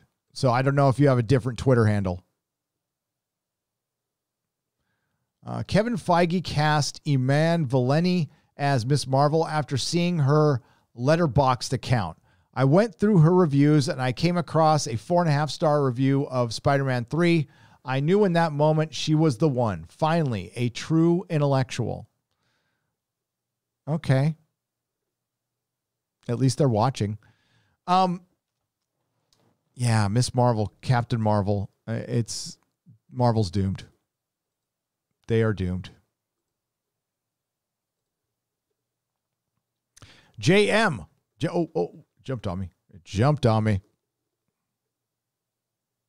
Negative for $4. Thank you for the cupper. Thank you for the cup of Joe there.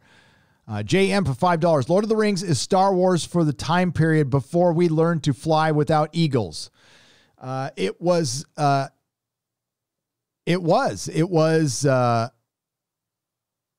a fandom before that. It was huge with the hippies. J.R.R. Tolkien was turned down for a Nobel Peace Prize because they didn't think the writing was good enough. Believe it or not. And without Lord of the Rings, there is no Star Wars. Boy, I don't even know how to say this one, so I'm just going to say 30. What's up, 30 for $5? All of this has one thing in common. Industries mired in modern Western metropolitan culture. chat Google at chat Google behavioral sync. I have no idea what any of that means. All of this has one thing in common: industries mired in modern Western metropolitan culture. At chat Google equals behavioral sync. Listen, I love modern Western culture. Is it metropolitan culture or is it Western culture? I don't know if Lord of the Rings isn't metropolitan culture. It's a culture for all. Now, there is metropolitan culture if you're talking about stuff like pretty much all the HBO content. Yes. And it's tailored to that. You're right. I'm more excited for 4K Lord of the Rings box set than for the new show. I am too, Detritus, if we're ever going to get it. I don't know if that's a rumor or if it's true. I haven't found anything I haven't found anything saying that that's coming out. I've heard a lot of rumors. I could check.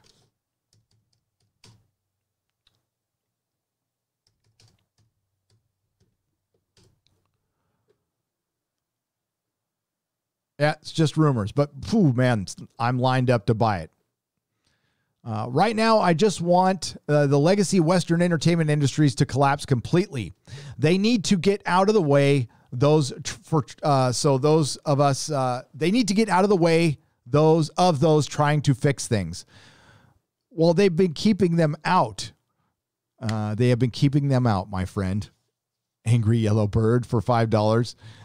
They have not been hiring the right people because we have people like Alex Kurtzman who will gatekeep any good writer from getting anywhere near Star Trek because he's the least talented guy in the room, and that can't get exposed. And anytime somebody gets close to that, I mean, look, he worked to get Brian Fuller out, in my opinion, and he's very good at the inner office politics, and so is Jar Jar Abrams. That's why they keep getting these jobs.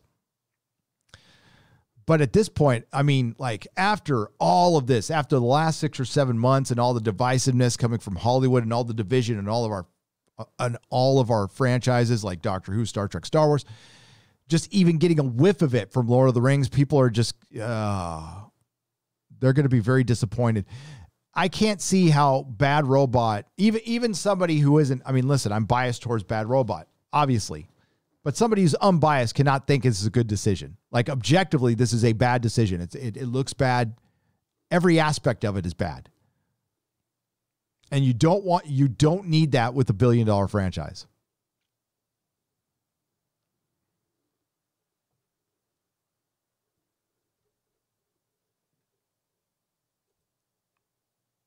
That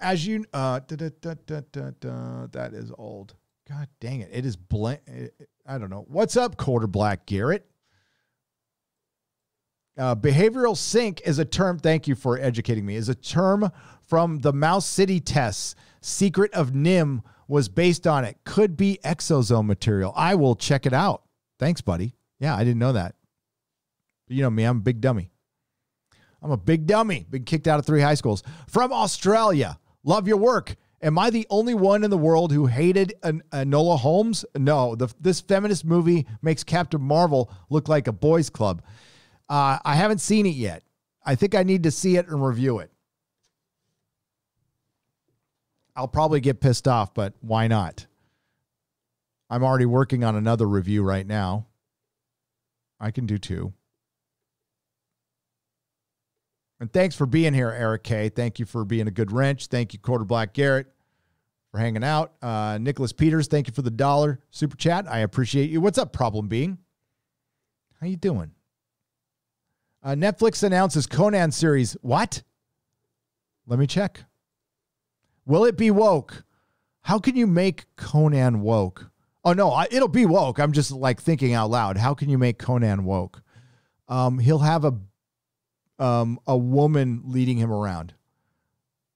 So we'll have a Conan series and he'll be trained by when he goes to train, like say they adapt the film, right?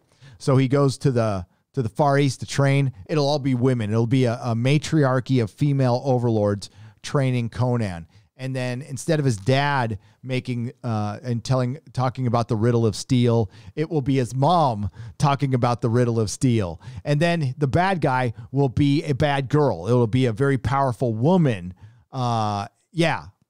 So they'll just remake the movie and Conan will stay the same. And then they'll just gender swap every other character. He'll have like 5 women around him who have to pick him up when he falls down. And yeah, kind of like The Witcher. Kind of like The Witcher.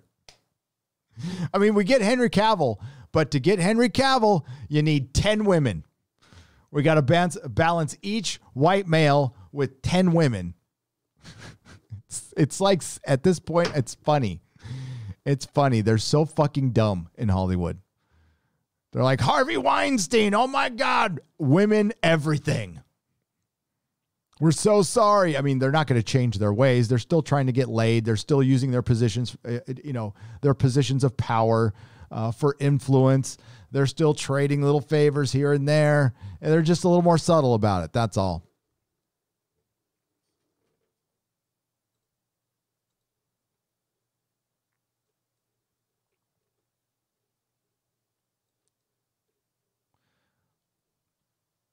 Lukian Papa for $5 Australian. Thank you again for that. I appreciate it.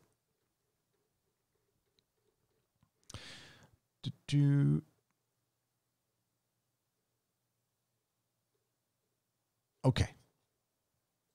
I'm going to read another article. Really, like the debate took all the damn news last night. And I don't talk about that stuff here. I honestly, I didn't watch it. I was working on a video. I watched everybody's live streams after. I kind of dipped in and out here and there. We could do some San Francisco news. Did you know that home invasions are up 42% in San Francisco? 42%. Glad I got the fuck out. My son is still there. Home invasions were a bit of a problem in that town anyway. They were happening, jumping 42% is a little crazy. If you've ever watched any of my live streams from when I lived up there over the last year, you would know that there was a couple where I got done and the cops were called and there was a home invasion at my neighbor's house while I was live on the air. Yeah. Oh yeah, it happens. Mac Davis died. He died on the same day Helen Reddy died. They were both 78. So you had feminism and misogyny go on the same day. Zachary, we get another article of another person involved with Star Trek saying that they would be open to reprising their role.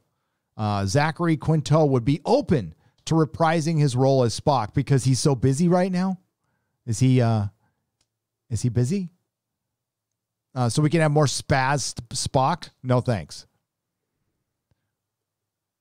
You're going to hear a lot of actors over the next year being very open to reprising a lot of roles.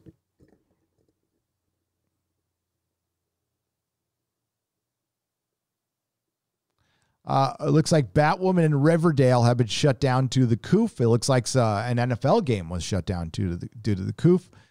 Disney Plus is going to offer group watches. There's a Craft sequel. I could give a fuck about that.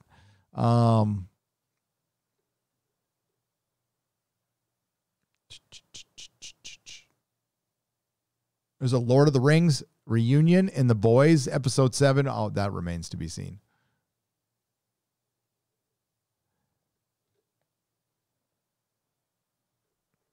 Yeah, so the biggest announcement, I don't know if it's a legit announcement though, is Nick Fury.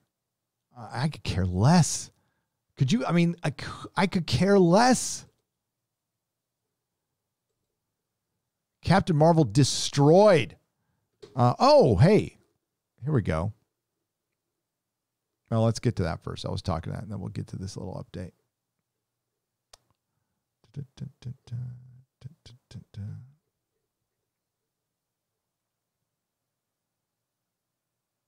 Where'd it go now? Oh my God, that news is so old. Oh, all right. So yeah, there's going to be a Nick Fury show. Maybe. I don't know. I honestly don't care. There also is possibly going to be a Slumdog Millionaire. The guy from Slumdog Millionaire is going to be playing Khan in a spin-off series. It's like, that's all they fucking know. Like, Kurtzman is a broken record with Section 31 in Khan. That's all they fucking do. Who cares? I don't care how much they announce. I don't care how much they make. It's garbage. And they'll fuck that up too. Here, this is what I wanted to get to. Now, if Keanu Reeves did play Ghost Rider, that would be kind of fucking cool. I'd be okay with him as Johnny Blaze. But yeah, this is where Hollywood cancels itself.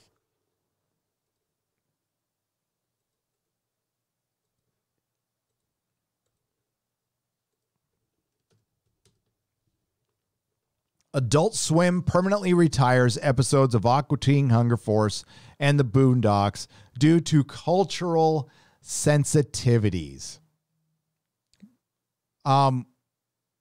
So the creator of the Boondocks, or one of the co-creators, I can't even remember his name. I was sitting next to him in Artist Alley at Comic-Con many, many moons ago when he was approached for the rights to his show, for the show. And it led to the Boondocks. So I was there when he got approached. It was cool. It was cool to see. And now it's going to be some of the episodes are going to be withheld because of political correctness. This is how Hollywood dies. Adult Swim permanently retires episodes of Aqua Teen Hunger Force and the Boondocks due to cultural sensitivities. The popular Cartoon Network programming block Adult Swim has announced that various episodes from several of their animated series have been permanently retired from streaming and broadcast due to cultural sensitivities.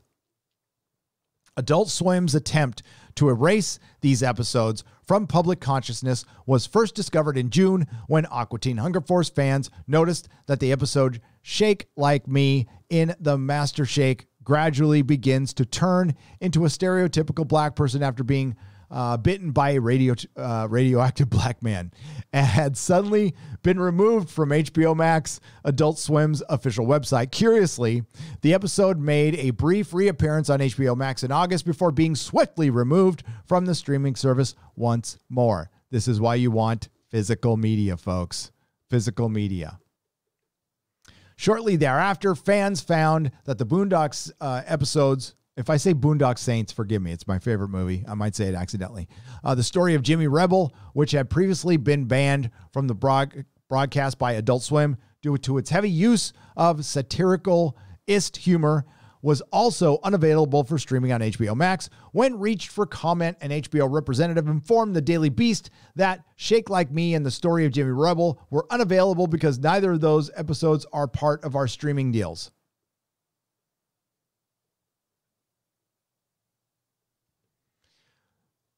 Okay, so they've gone through and they've picked out stuff. We're already seeing this happen. We have been talking about this. It's happening by physical media. They are editing your history. They are editing your history. When Adult Swim transitions series to a new platform, we determine what episodes are selected through creative and cultural filters and our standards and practices policy, the Adult Swim representative explained. Oftentimes, these decisions are made in collaboration with the show's creators. Yet, Cuties is still on Netflix. Amazingly enough, Cuties is still on Netflix. The representative informed the Daily Beast that the programming block was had temporarily rested an episode from the stop-motion series, The Shivering Truth, out of respect to sensitivity around the events, but also noted that the episode will be returning to site and include when the series is on HBO Max. It removed the episode Shivering Truth and Ogled Inklings, a doctor exclaims in horror after delivering a woman's child that had given birth to a dirty pig and reveals that her son has come out of the womb with a police hat.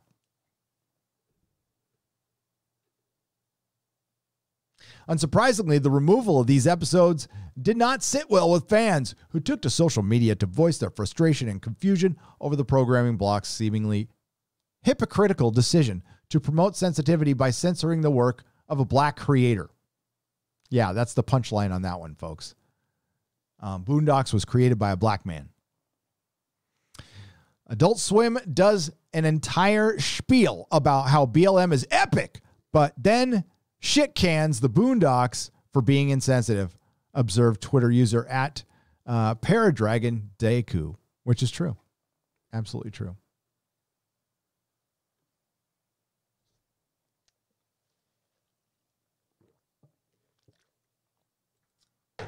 Can you believe this shit?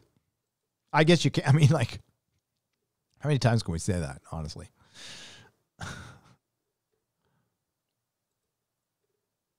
Fucking Boondocks. I stopped watching it after a while, but I liked it. I thought it was pretty damn funny. I thought it was a funny show, and I supported it because I was sitting next to the guy. We talked once in the Artist Alley. Perfectly nice guy. Glad he made a bunch of money. He deserved it. And now they're fucking screwing him. But Black Lives Matter. Only certain lives. Only certain lives. Hollywood is such a dumpster fire. Gary, you grab the marshmallows. You grab the marshmallows. I'll get the chocolate bars and the graham crackers. We'll make s'mores while it burns. Yep. I can see you like Mark C., but I see you as Ben Grimm. So it's me and Ben Grimm having some s'mores. S'mores sound pretty good right now. They do. Keith, and thank you, Mark. The great Mark C. Keith Harvey for $4.99. Random memory. In Mad Magazine's take on Star Wars, Obi-Wan scared off the Sand People with a Helen Reddy mask. Is that true? I am woman, hear me roar. Yeah, I could see that happening. Mark C. for $5. When discussing Brie Larson's attitude, maybe Boondock Saints had it right. Instead of the rule of thumb, they should go with the rule of the wrist. Yeah. Oh. Mark C., man. The great Mark C. for $5. At Fancy Lebowski says Luke Fancy Lebowski. So you want me to call you Fancy Lebowski for 2 Canadian pesos? I will. Done. But why does it Luke Fancy Films? Fancy Lebowski. I'm confused, but that's not abnormal. I'm easily confused, so I apologize. Is pop culture as we know it dead and buried? I can't see anyone caring about Star Wars, Star Trek, except et cetera, in 10 years. Big power vacuum in pop culture. Best to you, Gary. Mike Murphy for $5. The answer to that is, yeah, as we know it. There's a lot of reasons for this that aren't all SJW NPC. It's the corporate nature of Hollywood. There might be another franchise again. There might be. You know, all it takes is a Robert E. Howard, a J.R.R. Tolkien, a lonely kid, or somebody with a great imagination, or George R.R. Martin to go out and write a book. But that's where they're going to come. Whatever franchise we get, it will be in a book or a comic. It will not come from Hollywood. We will not get another Star Wars. We're not going to even get another Matrix. Well, look, the Matrix could have been something. It could have been a contender. It could have been something. It could have been something massively huge. But it wasn't, because it's hard. And to make something that big, it needs one person. It needs one imagination, because when you start getting a team of people clashing egos and it falls apart, you get one person who has a strong right hand or man or woman there to help him, and creatively you can create that stuff. But right now everything's so corporate. It's done with market research and committees and hiring analytics firms. You can't can't make good art out of that, and you can't make something as big as a franchise. They'll make something popular, like The Witcher is popular, but they'll fuck it up. Oh, they most certainly will fuck up The Witcher. I hope not, but they will. They will. Look, somebody brought it up earlier in the super chats. When they get one good season of something now, they think it's a mandate. They think we have a cultural mandate now. This is popular, so we need to fill it with all of our ideas and all of our agenda and everything while we can, because we now have an influential franchise. We might have the next Star Wars, and then they fill that next season full of identity politics and bullshit, and then it falls apart. Westworld, great example. Great example. The Boys is looking like another good example. Umbrella Academy, great example.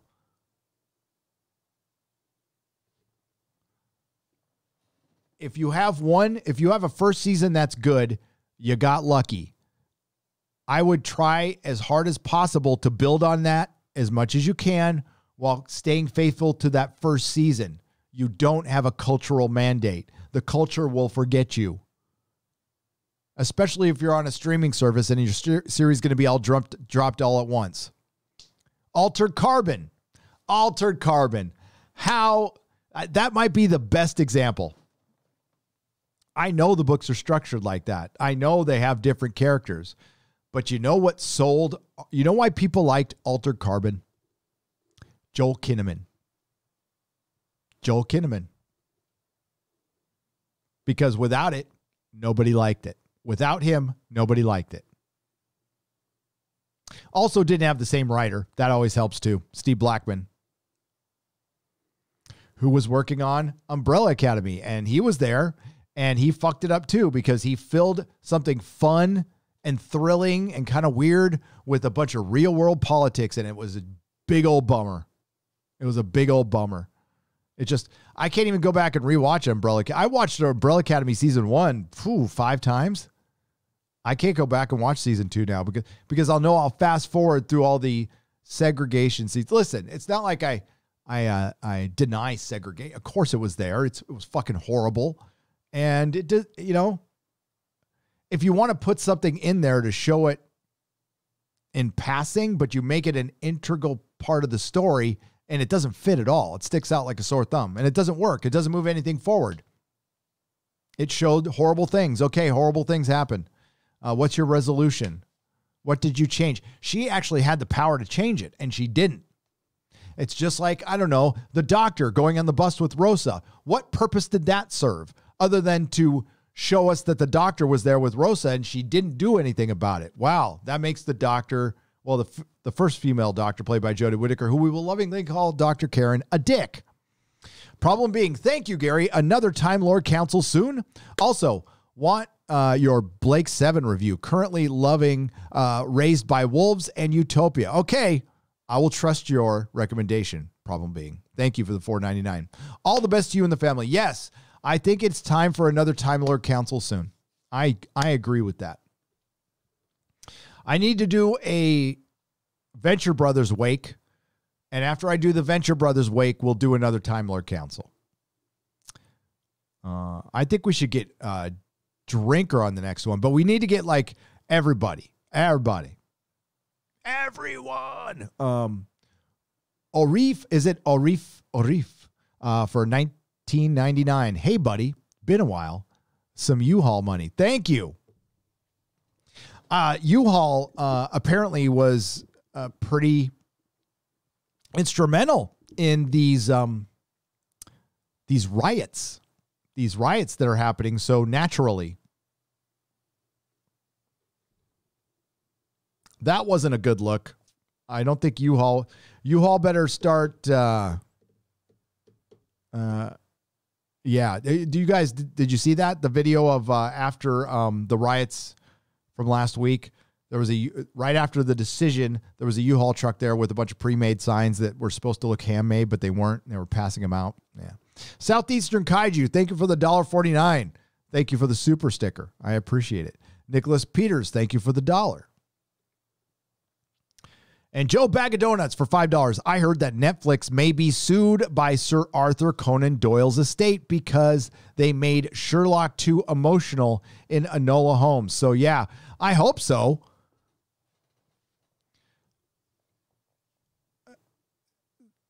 Az did a great video talking about that, but yeah, maybe I'll review it just to see how bad it is.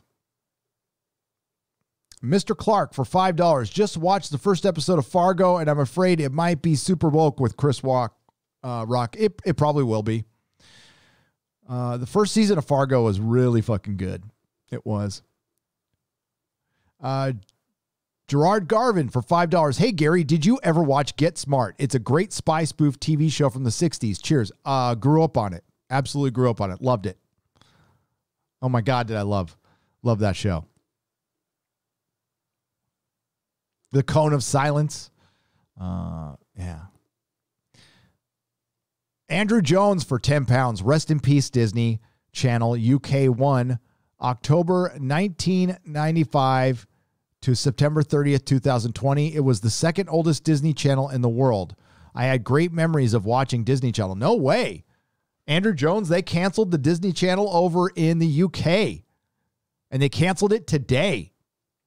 Yeah, it's only just begun. So I'm confused because I'm hearing a bunch of shows being announced, and then I'm seeing tens of thousands of layoffs. Something doesn't seem right. Now, Jeremy informed me of this because I honestly didn't know, because I honestly didn't care. I make no secret I am not a Disney fan. I've been going to Disneyland all my life, but I am not a Disney fan. I've watched a couple. The first movie I ever watched in a theater was a Disney movie. It was the animated Robin Hood, according to my mom. I don't remember. I'm maybe a little bit of it, like being in like walking into the theater. I have a slight memory of it, but yeah, that was the first movie I ever saw as a kid. Never grew up a Disney fan. I'm a Warner Brothers cartoon fan. That's what I grew up on. Healthy dose of it. Not a Mickey Mouse fan. I'm not a fan of I have not seen The Little Mermaid, nor will I see it. I haven't seen Mulan. I haven't seen The Lion King. I saw, which one did I see? I didn't see Beauty and the Beast. Because I was a 20 something man when that stuff was coming out, or late teens. And I didn't have kids, so I had no desire to see that stuff. It was girly stuff to me. It was. Yeah, Beauty and the Beast is a girls movie. I'm sorry, but it is. And it was to me back then. So I didn't go, and that's fine. And I've always seen kind of Disney as a kind of a girl's brand. You know? Again, that's fine for the ladies. That's great. But that animated stuff, not for me. Not for me. I was way too hardcore. I was listening to freaking, Dead Kennedys back then. I'm not going to go see Beauty and the Beast. You kidding me? I saw Aladdin. I saw Aladdin because Robin Williams was in it. And that was good. Aladdin was very, very good. I liked Aladdin. But never been a fan. Never been a fan. And I remember the dark days. I remember when they sucked as a company. And they've gone through a couple of them. But I remember Disney in the 80s. I remember Disneyland in the 80s. It was a freaking shithole. It was terrible. There's fights, stabbings. Knott's Berry Farm had more respect than Disneyland at one time. And it wasn't that long ago. Shit goes through cycles, folks. And Disney spent themselves into oblivion. And they are canceling shit left and right, including employees. And according to Jeremy, I'm going to circle back now. Jeremy told me this, that they pretty much, the lion's share of their income came from the parks. So if they're not getting it, where the fuck are they getting it? They're not getting it from movies. They're not getting it from the parks. Who's paying for all this shit? I mean, the streaming service generates money, and that's great. And their licensing generates money, and that's great. But how long is that going to last? That's going to start petering out too. See, we're getting into serious times. Now, remember earlier I said, don't despair. Do not despair. Even if you are experiencing hard times, this too shall pass. Shit will get better. It might require some work, and that certainly sucks. But you know what? It could also be a new challenge. Do not despair. It's not the end of the world. Now, is there stuff we need to do to maybe get our freedoms back? We might need to fight for it a little bit. Sure. It's worth fighting for. But that being said, I think things are looking very, very bad for Disney, and I don't know if it survives this. And they have themselves to blame because they could have survived this. Hollywood should be thriving outside of the theater, right? I said it in my video. There should be record number of people signing up for streaming services right now. There should be record TV ratings because we're all sitting at home. Why isn't there? Because a lot of us are sitting at home. Now, some of us are going back to work, but we're also getting back into that normal routine again, which means we watch shit. And what's happening? We found other shit to do. We got tired of watching The Rock endorse a president. I mean, how fucking cringe is that? And I think it's cringe both ways, by the way. I really do. I truly do. And somebody goes, I pretend for a living. I pretend better than most. I get paid obscene amounts of money to pretend. I jack my body full of steroids, so I'm unnaturally muscular at an older age, and I endorse so-and-so for president. It's like, what was he flicking his pecs while he was endorsing? I wasn't looking, but did he do the pec fleck? You know, while he's all Joe Biden.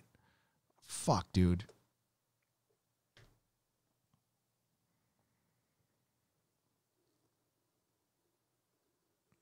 Can you see Hulk Hogan endorsing a president, like officially?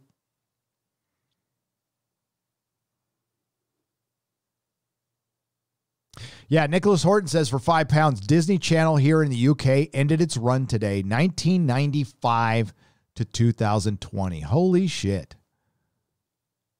That was a long time.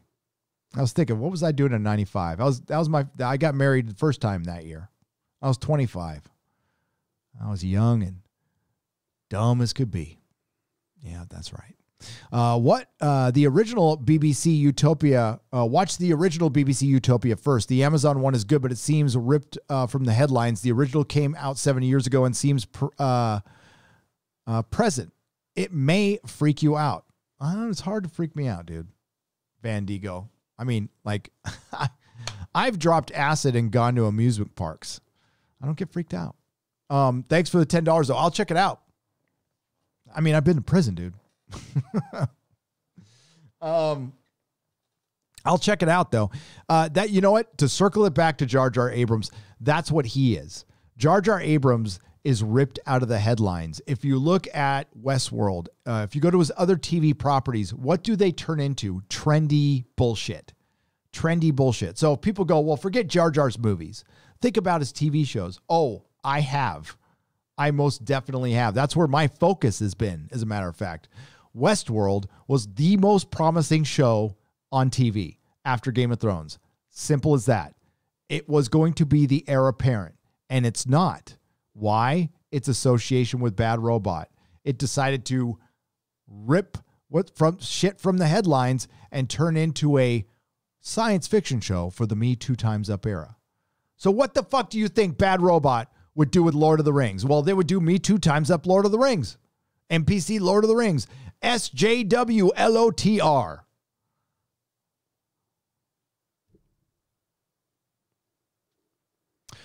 All right, folks, we're going to wrap.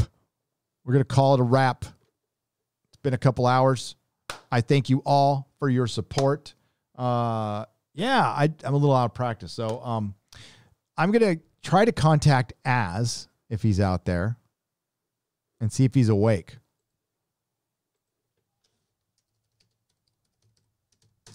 The reason I'm doing that is I want to review South Park. Today's the 30th. The Koof episode has been released. Right? So I'm going to end this live stream. I'm going to talk to Az. I'm going to see if we could time it, and maybe we'll do it tonight or tomorrow morning, depending on how he's feeling, if he's even awake. So keep an eye out. Keep an eye out. But the Koof episode of South Park is out. I most definitely want to see it. And I heard they were trying to cancel it. I don't know. I've heard that they've kind of gone soft on us, but we'll find out. We'll find out. I've always been a big fan of South Park. I think the world needs South Park. I think it's, I know there's Simpsons fans out there. Personally, you know, I used to watch listen, me and the Simpsons go way the fuck back. I was watching it with the Tracy Ullman show back in the day. I stopped watching like season 8. It was so long ago. But I like South Park. I'm a South Park guy. So, Disney is one of the biggest, cuties producers on the planet through subsidiates. Are you trying to subsidiates and other owned companies? Okay, subsidiates. That's a big word. Modalicious, easy. Come on, take it easy on me. They may be floating from lockdown fappers. Modalicious for $5, maybe. You know what? I wish we could dive into that subject and talk about that shit all day long. But you, as said it yesterday, we're not free to criticize people abusing children on this platform. That's right. That's crazy shit. Darth Gorbag, bye to you. Thank you for the $3. Thank you for the $5. Modalicious, thank you for the $10. Vendigo, thank you for all the super chats. I really appreciate it. It helps keep the lights on. It's helped us transition through a very difficult time. You know, again, it's been difficult, but it's been a challenge. And I thank all of you for getting us through it.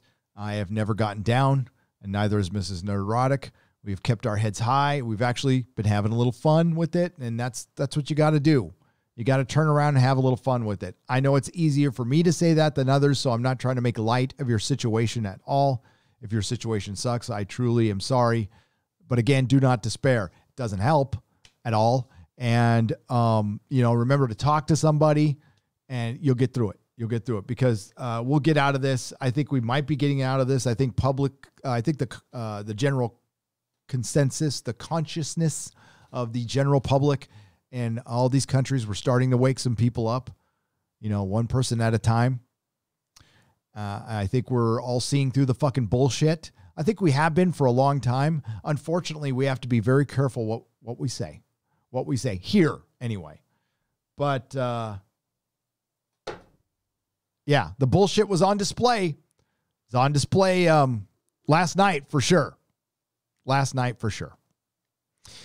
So thanks again, everyone. I will see you on Friday Night Tights at 2 o'clock Pacific time. Tomorrow at 7 p.m. I will be on Doomcock's channel doing the Exozone. And sometime between now and then, Az and I will be reviewing the South Park episode. So please join us for that. In the meantime, watch out for my Lord of the Rings video where I said a lot of this shit, but I'm adding some other stuff too tomorrow.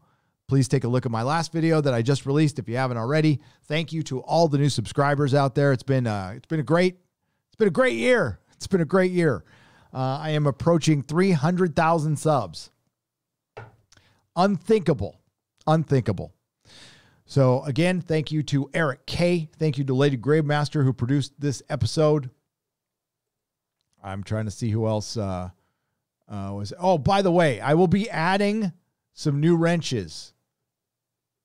I'm going to be doing some editing to my wrenches.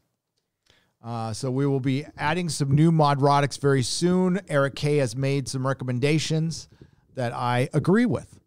And problem being, thanks for being here. And Perry Chan, see you later, brother. Love you, man.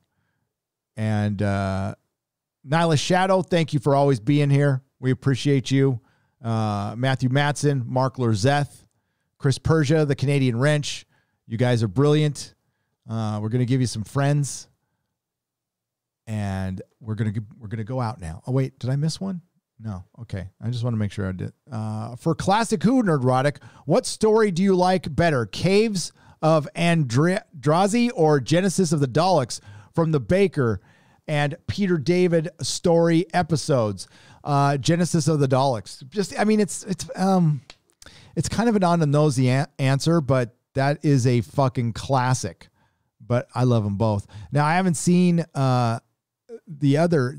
Actually, as a matter of fact, that was the one episode I didn't think I had from the Fifth Doctor, The Caves of Andrazi. But I did, and somebody sent it to me, so now I have two. So now I have two copies.